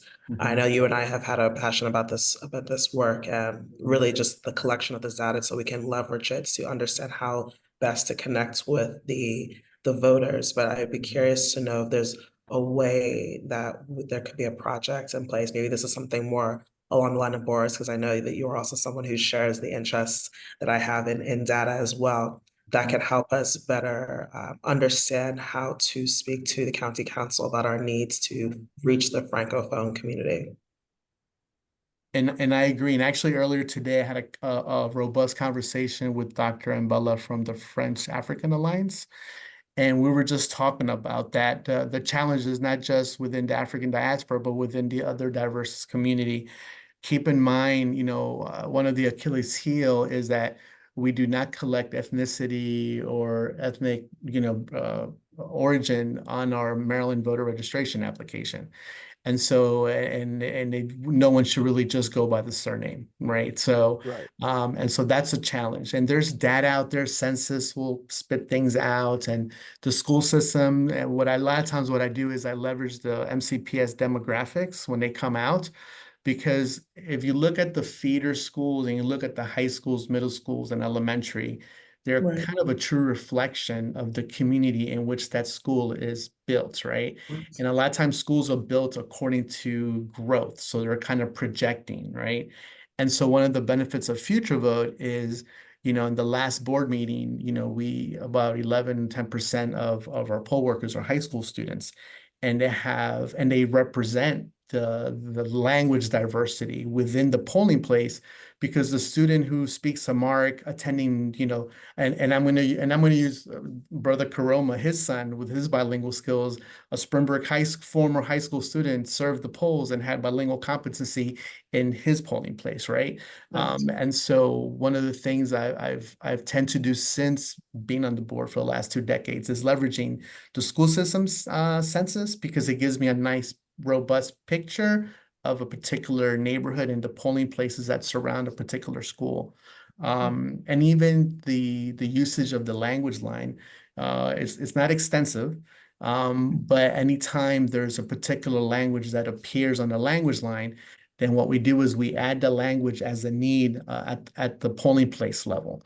So if I see that there's a voter leveraging the language line at precinct, I'm just throwing out a number, 1313, then I will communicate with the recruitment team. We need to find someone who speaks Korean at best for that polling place, because I'm going to assume if that voter who needed language assistance needed said assistance in the primary, I'm hoping that they will come back for the general. So, Right. so hopefully we could identify someone with that competency at that polling place for November 5th. And also we leverage that information when available during early voting. So we try to capture those language needs as it pertains. So we're leveraging different ways, but you're correct. It's very difficult to identify the number of a particular community within our electorate to leverage that for some of the decisions that we make at the staff level and also at the board level.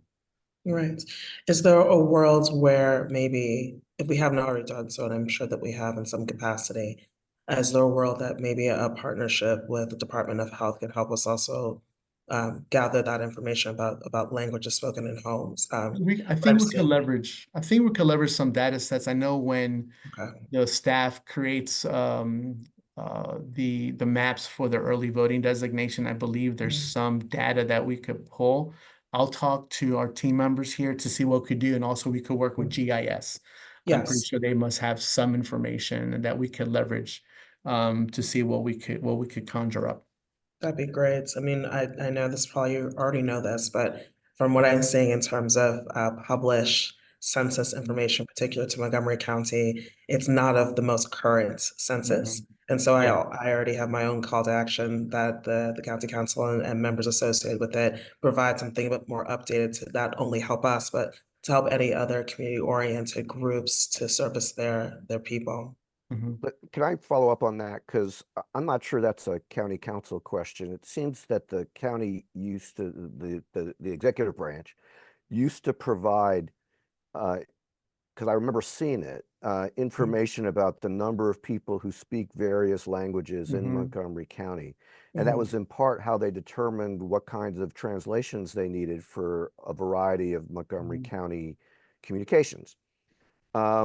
And like Kina, when I've been looking for this information, the information is at least 10 years old. And we know that the census collects data on information like that. And of course, the census was in 2020, in addition to whatever updates they have. And I'm wondering if there's any office of county government that we can influence to put that information together, not and like Kina suggested, not that would be useful to lots of offices of county government, not just to us, but it would obviously be very useful for us as we figure out how much to put into these various different languages based on the number of people who are the target population. Yeah, and I agree. I think also what I was trying to leverage a couple of weeks back was anything relating within the Office of Community Partnerships and as it pertains to LEP, language English proficiency, and those are also dated. And I know after Keenan and I had that conversation, I spoke to Jesse Mejia, who's now co-chairing the African advisory group, and she also is the liaison for the Hispanic Latino advisory group, of looking really of kind of updating that information. So I'll reach out to her again and I'll look at under limited English proficiency, when was the last report that was provided, and to see if maybe speaking to Sean Ellis, who's now the acting director there of OCP, if there's anything that they have in the works with their liaisons and corresponding advisory groups. That would be great. And if you know, Yes. or anything else that can help spring some of that information on a countywide basis so that, so that we could do that. And if you could report back to us in September, that would be awesome. Okay, I got them. Thank Thank you. you very much. Kina, anything else? No, Mr. President. Okay, Ami, you were also on the committee. Did you have anything you wanted to say? I thought that I thought that the proposed additions were very good. I went over them all at our committee meeting with Gilberto and Kina, and I'm happy with them. Okay. Short and to the point. Thank you. Yep. Anyone else with anything to say? Diane, Yeah, is your I've go ahead. I've got a question. Is there any way to scroll down? I know that there's radio stuff on there. Yep. I couldn't access my materials and I just wanted to see Yeah, so the radio, we have Radio America, it's Spanish, El Sol Spanish, WPGC English and their urban contemporary, WMAL News Talk, WMMJ Magic Urban Adult Contemporary, WTOP, everyone listens to WTOP commercial all news radio station, Wash FM Adult Contemporary, Hot 99.5, WIHT Adult Alternative, WMZQ Country Music Radio, and DC 101 WWDC Alternative Rock. So it's kind of a nice mix of different genres, talk radio, news radio with WTOP. And when we did the selection in 2018, these were the top 10 radio outlets in the DMVs, and they're still the top 10 radio outlets of the DMV. There's a lot of smaller radio stations that kind of they border Montgomery County. There are a lot in Baltimore, a lot in Anne Arundel County. But I want to stick with the relationship since they are willing to work with us and continue that relationship we've had since 2018, and also the price point as well. I think we could double that. Yeah, thanks. I think it's a good mix. And thanks for indulging me. I just couldn't pull up It's okay. material, so thanks. And Here, the sir. proposal is to double each of them. So Yes. the ratio to each other is the same as it's been. Yes. It's just Yeah, double. no, I fully support. Excellent. Any other comment? Oh, Kina, your hand is up. Yes, Mr. President, thank you Yes. very much. Dr. Zelaya, just for public knowledge, what would you say is the average amount of money spent on an election, a campaign for communications? And what is that in comparison to what we're spending? What I could tell you, it's not what we spend. So I can't tell you what they spend. But with confidence, I can tell you not what we spend. And would you say comparatively, what we're spending is possibly 50% less, 20% less? I only ask because I think the public should have some understanding of what you've been able to leverage through your strategic partnerships in comparison to some of our candidates. Yeah, I think one of the relationship building over the years is that they know that, every even years I'm gonna knock on their doors. Number two is the compelling support that I don't want these ads at 4 a.m, right? That we want them during peak times, during rush hour, AM, PM rush hour, and during peak listening times. So they work with us and they do give us those listening times as well. But most definitely compared to former candidates, the Central Committee, whether it's the state or the national Central Committee, I believe the National Central Committees at the end of the day will spend billions. And so this is a drop. But also keep in mind that this budget also coincide with what we're doing in the community, what we're doing on bus cards in the write-on, what are we doing on the LCD monitors, what we're doing on social media. So it's kind of a branding, it's a combined effort beyond what you see money-wise and what we're going to leverage. There's a lot of the engagement and also the engagement that the board does as well, right?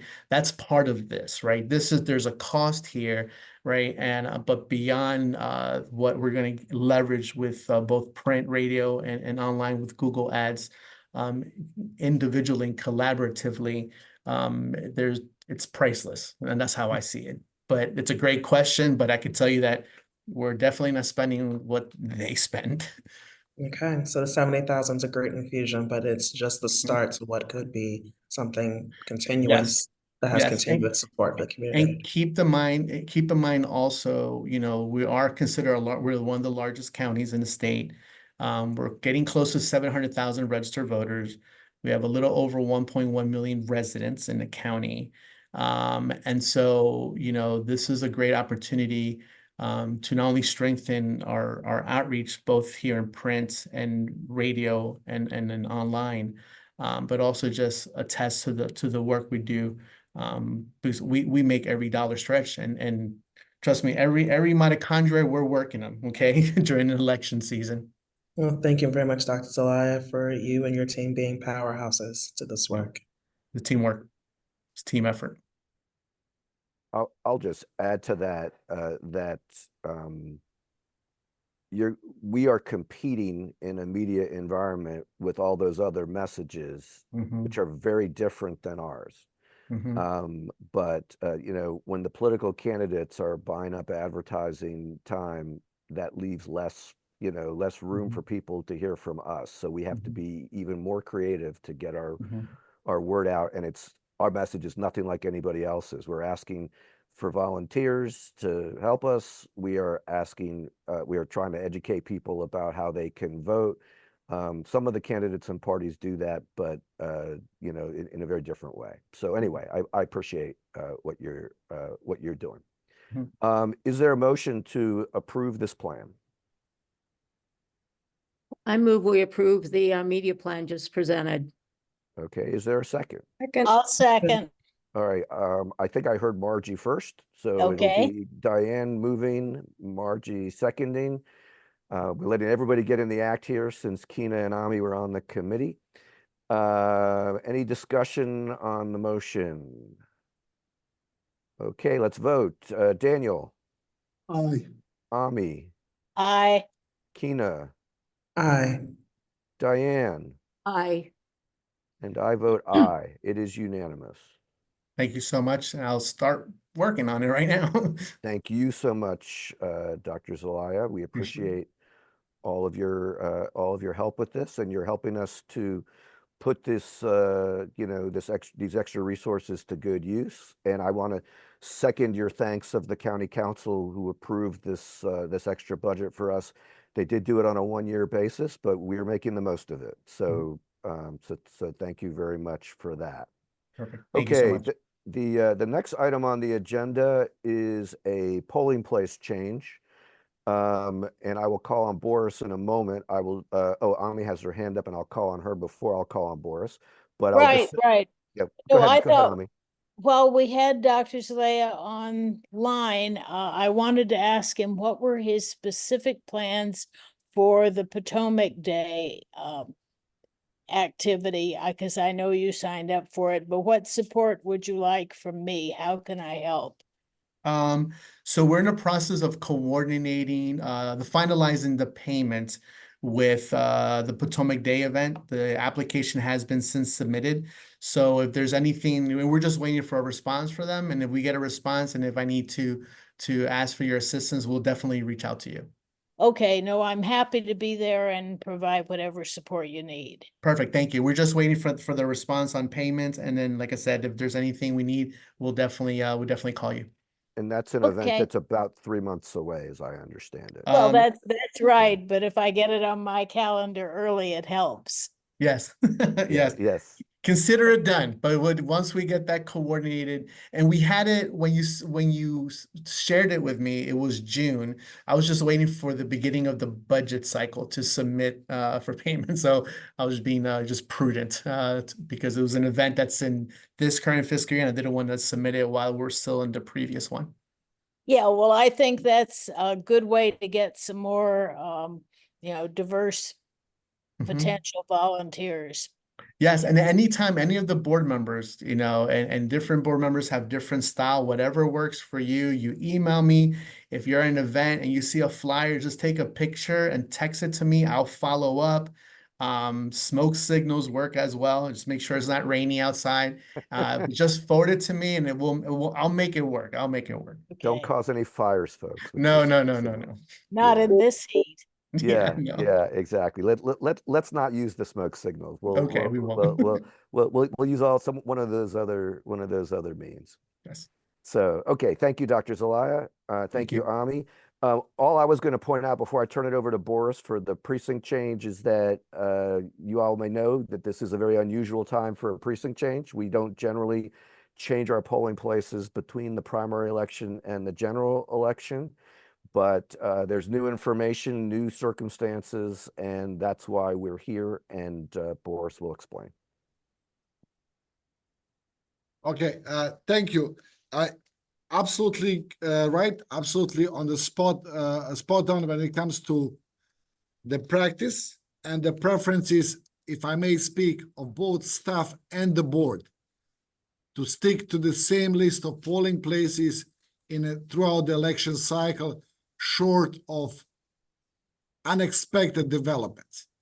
In the run-up to the primary election, we prepared a list of the polling places that included all MCPS facilities that we considered.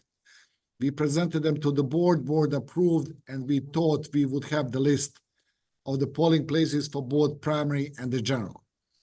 We were aware that some MCPS locations are slated for either refurbishing or full demolition and reconstruction after the general election.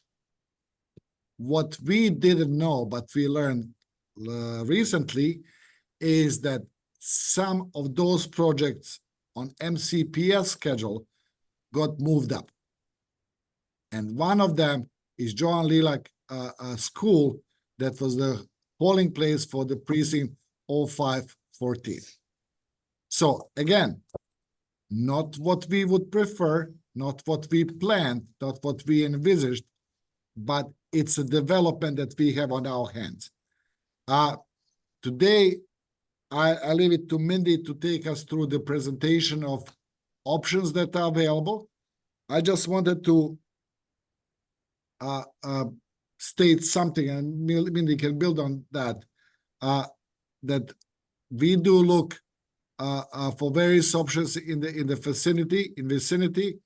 Sometimes we look at both private and public spaces.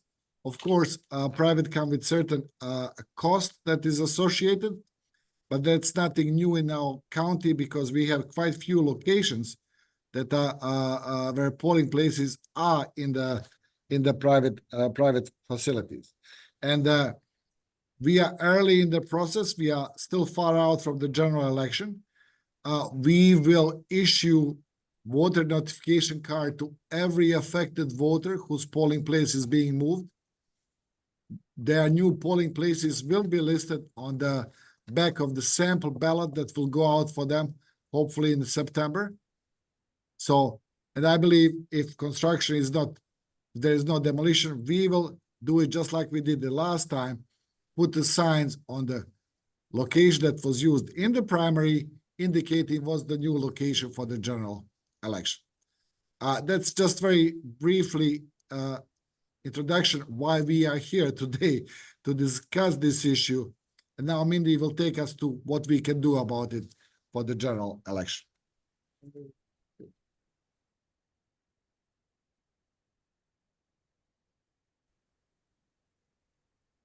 Jerry, can you please promote Mindy?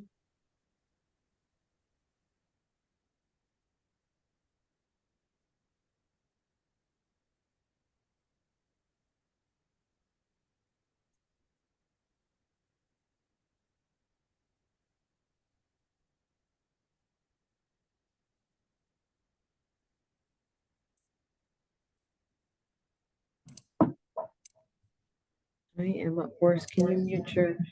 Good afternoon. We'll do a quick run through of the presentation that the board has already received, just to kind of give the general public an idea of what was presented. Proposing to change Joanne Lilac Elementary School polling place 0514. Does it shared?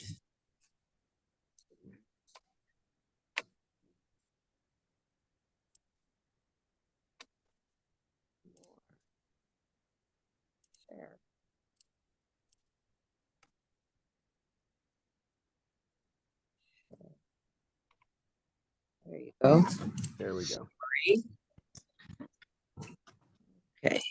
So from the beginning, proposing to change 0514 Joanne Lilac Elementary School. We are proposing two different options. Reason is due to construction at the current location. First option would be to temporarily relocate to St. Camilla's Church Parish Life and Education Center, which is directly adjacent to the 2024 primary location. Option two, temporarily relocate to Roscoe Nix Elementary School, which is located in adjacent precinct 0503.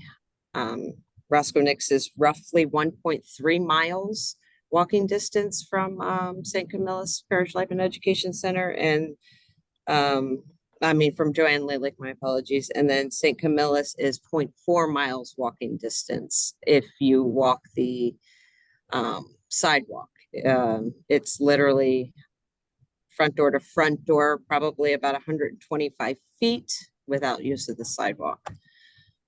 Staff is recommending relocating the polling place to the St. Camillus Church Parish Life and Education Center.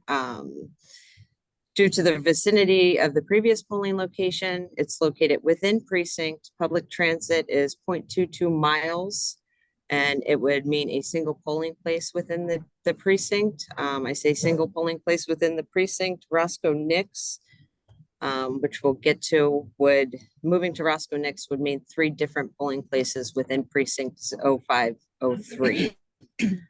Just some numbers, the 24 presidential primary statistics, as well as the 22 gubernatorial general statistics.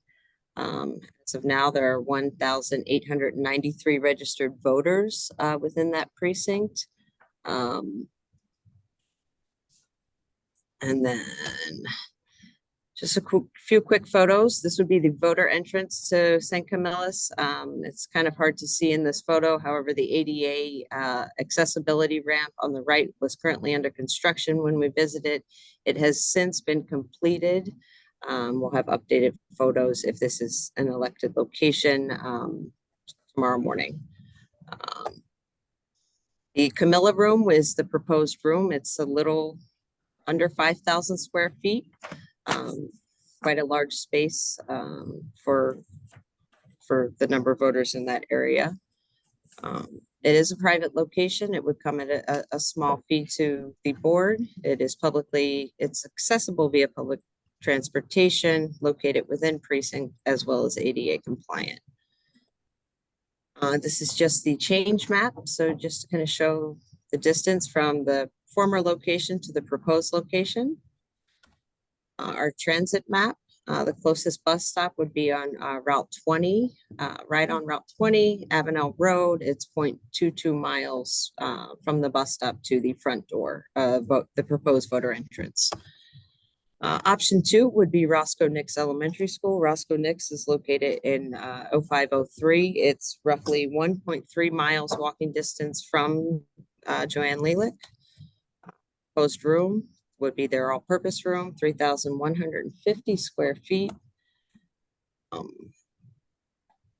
Limited parking here. The school itself has 25 parking spaces. There is 60 spaces in an adjacent community pool. It is an intertwined parking lot. The pool is closed and no longer in use, so it gives us roughly 85. It's accessible via public transit, ADA compliant, 1.3 miles again from the original Joanne Lalick.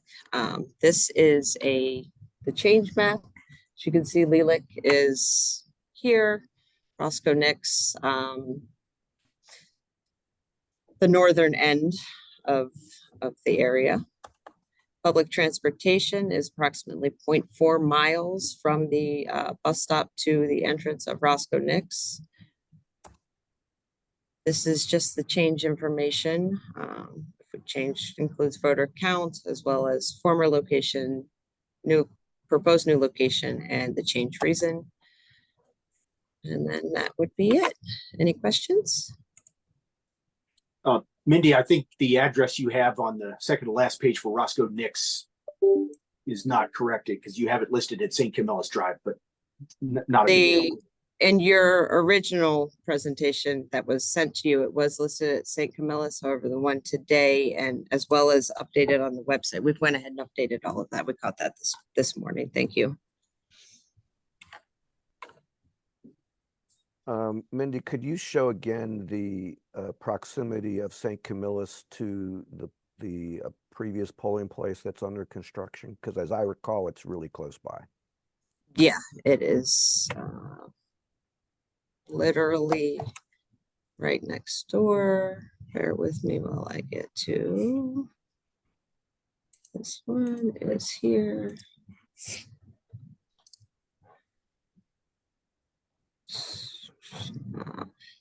So as you can see, Beacon Road is here. We, This. we cannot see at the moment. You need to share again.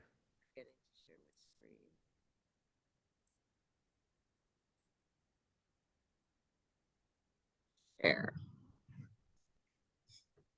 You'd think after COVID, I'd have this down. Joanne Lelik is here. St. Camillus is, there's a small street within this area that is essentially almost an access drive between Joanne Lelik and St. Camillus. I can walk from the one entrance of St. Camillus out the front door and maybe 50 feet and be on the playground for Joanne Lelik Elementary School. And what is the charge that St. Camillus will be charging us to use their facility? Let Boris jump in on this one. Yeah, so, sorry, Mindy, can you, I got it. as I said in the opening, there is a charge for the use of the private locations. Anytime we use it, we went and spoke to the pastor in the precinct. The charge that we were asked to provide is literally aligned with all other charges that we provide for the churches and private locations in the county, and nothing that would break the bank, to put it this way. Is there a problem with saying what it is? We, as I said, traditionally we're not sharing in public the charges that we were negotiated with different locations throughout the county. Got it. Okay. But again, our goal was to keep everything in line. It is not a bank breaking charge. No, it's literally staying within the expected line that we have for the other locations. Okay. I apologize for not maybe sharing too much. Okay. And I know that Kevin perhaps can confirm this.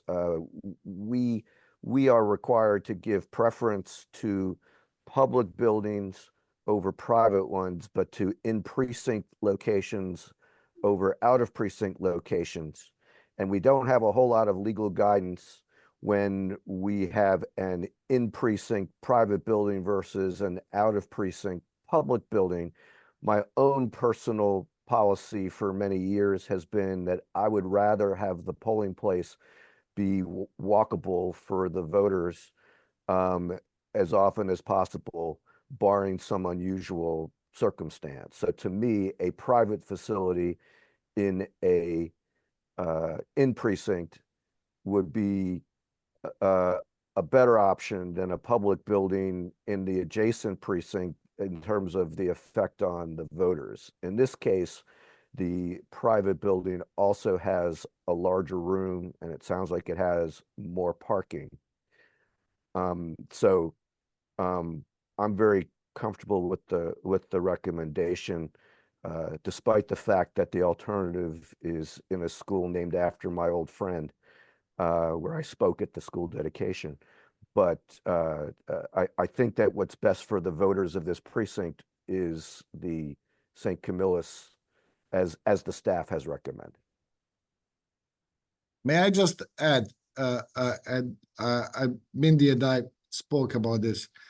I'm not sure that this map does a favor to the recommendation that staff is actually proposing. If you look on the lower end of the location of the church, Mindy is showing it, is where we have over 1,000 complex with over 1,000 apartments and one senior living establishment. Above are the single household units. So it might look as empty on the lower end of the map, but it's not in the terms of population that's there. I just wanted to bring that up to the board. So it's actually more people below where these polling places are than above it, it sounds like. Yeah. It's just different type of living. Let's put it this way. I think one complex is 880. 877. It is important to note, though, that 85% of those are Montgomery County. 85% of those apartments are located within Montgomery County. 15% are PG County. So it's kind of a bi-county split with a majority within Montgomery County.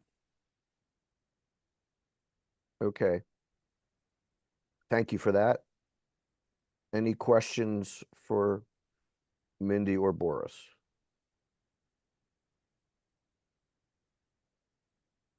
Okay, is there a motion?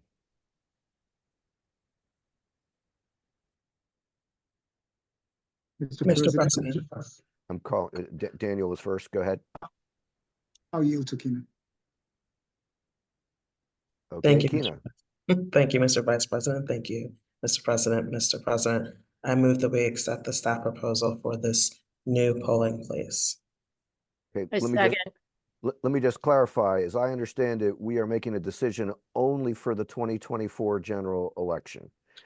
It is a new polling place for that election, and then we will see what the construction situation is, et cetera, for the future. Everybody okay with that? All right, Yeah. so it's been moved by Kina, seconded by Diane, I believe. Any further discussion? Okay, I'll go down the roll. Daniel, Aye. Ami, Aye. Kina, Aye. Diane, Aye. and I vote aye. It is unanimous. And with great thanks to Mindy and the staff, because it's hard enough to change polling places under any circumstances, but it's really hard to do at this time of year. So thank you for all the work that went into that. Okay, Boris, why don't you tell us what it is that you would like us to direct you to do in terms So- of conducting the logic and accuracy testing and preparing the voting units for the general election? In short, I can only say, here we go again, because this is literally the motion that board had passed for the primary election. And we will come back and ask board every time when we are preparing equipment for any election itself. In order for the staff to start logic and accuracy of the equipment, the board needs to pass a motion instructing me so I can pass it on to IT manager and the team to start preparing logic and accuracy testing, to do logic and accuracy testing and prepare all the equipment for the upcoming election.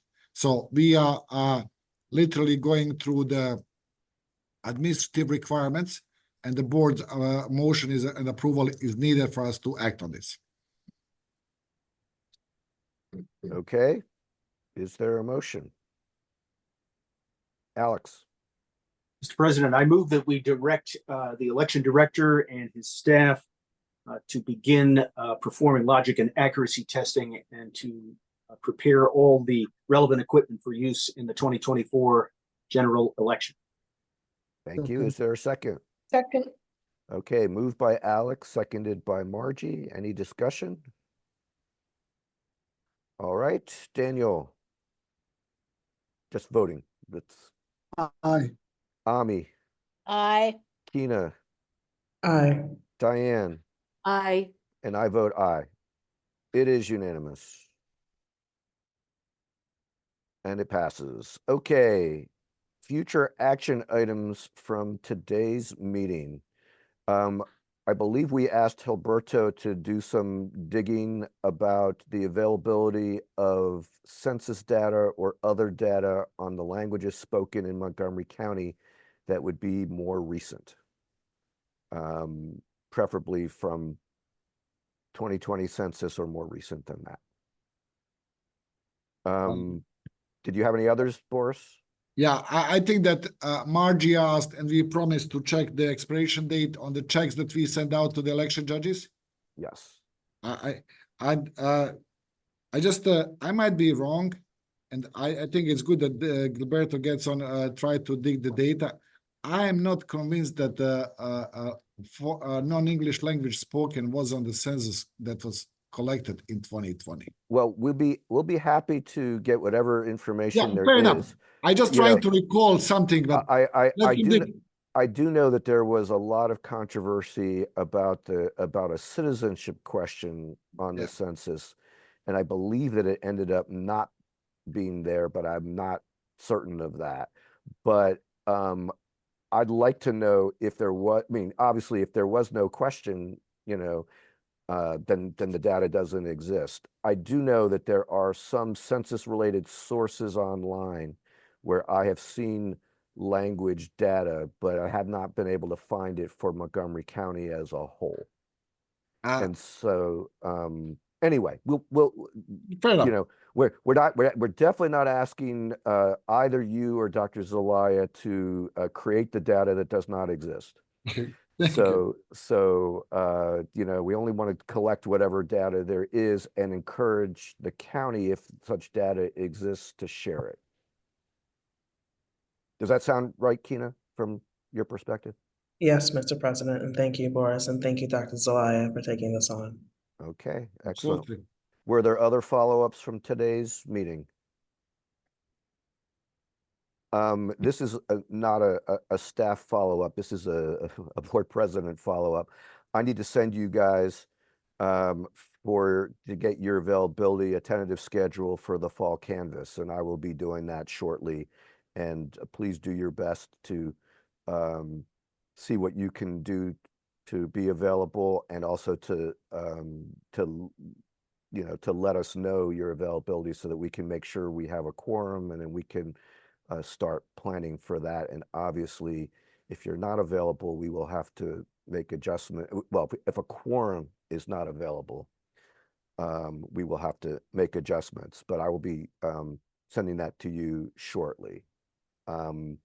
Kina. Well, thank you, Mr. President, for this reminder. I have already begun making adjustments for my schedule. This also is in consideration of my cousin who's getting married. I know she had asked originally to have a marriage during the election cycle, but I did ask her to move it earlier so that I could be available. Oh, On excellent. record. And your cousin agreed? And she did agree. So I just want to Wow. put this on record in All case she right, happens a to come back and need her democracy-loving wedding. availability. That's awesome. Wonderful. Thank you, Kina.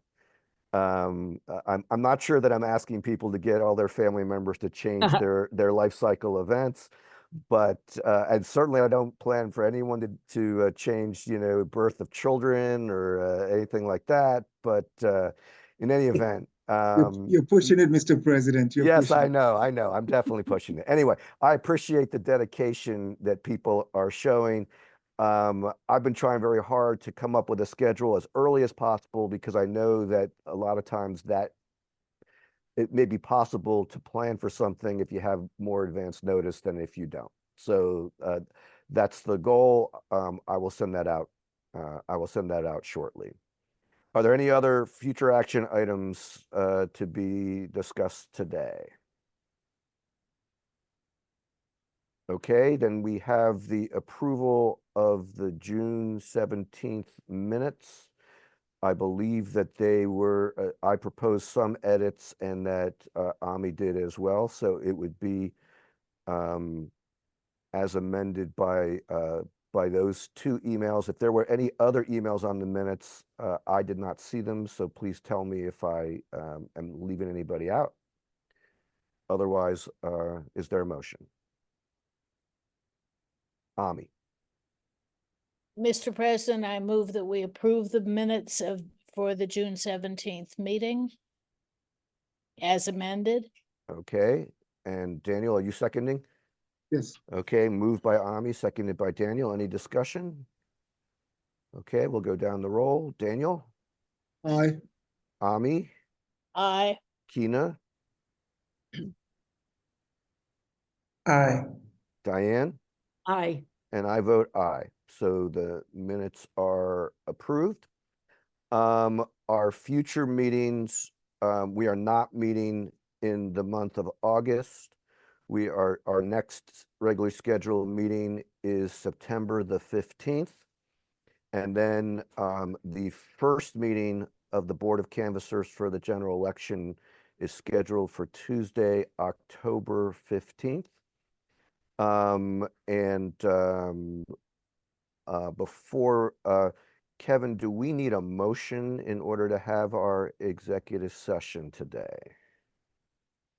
No, because it's going to be adjourning the meeting. The executive session, though, will be as reflected on the agenda to consider our request to be a confidential vote. Okay, so when we adjourn in just a minute, we will be reconvening we have a link from Kevin's office, and to consider a confidential voter request. Is there anything else for the good of the order before we adjourn? Okay, thank you all very much. And by the way, I just sent you the link, so it should be at the top of your inbox. Excellent. Thank you so Thank much. you, Kevin. Great, Thank you. See you on the other side soon. thanks.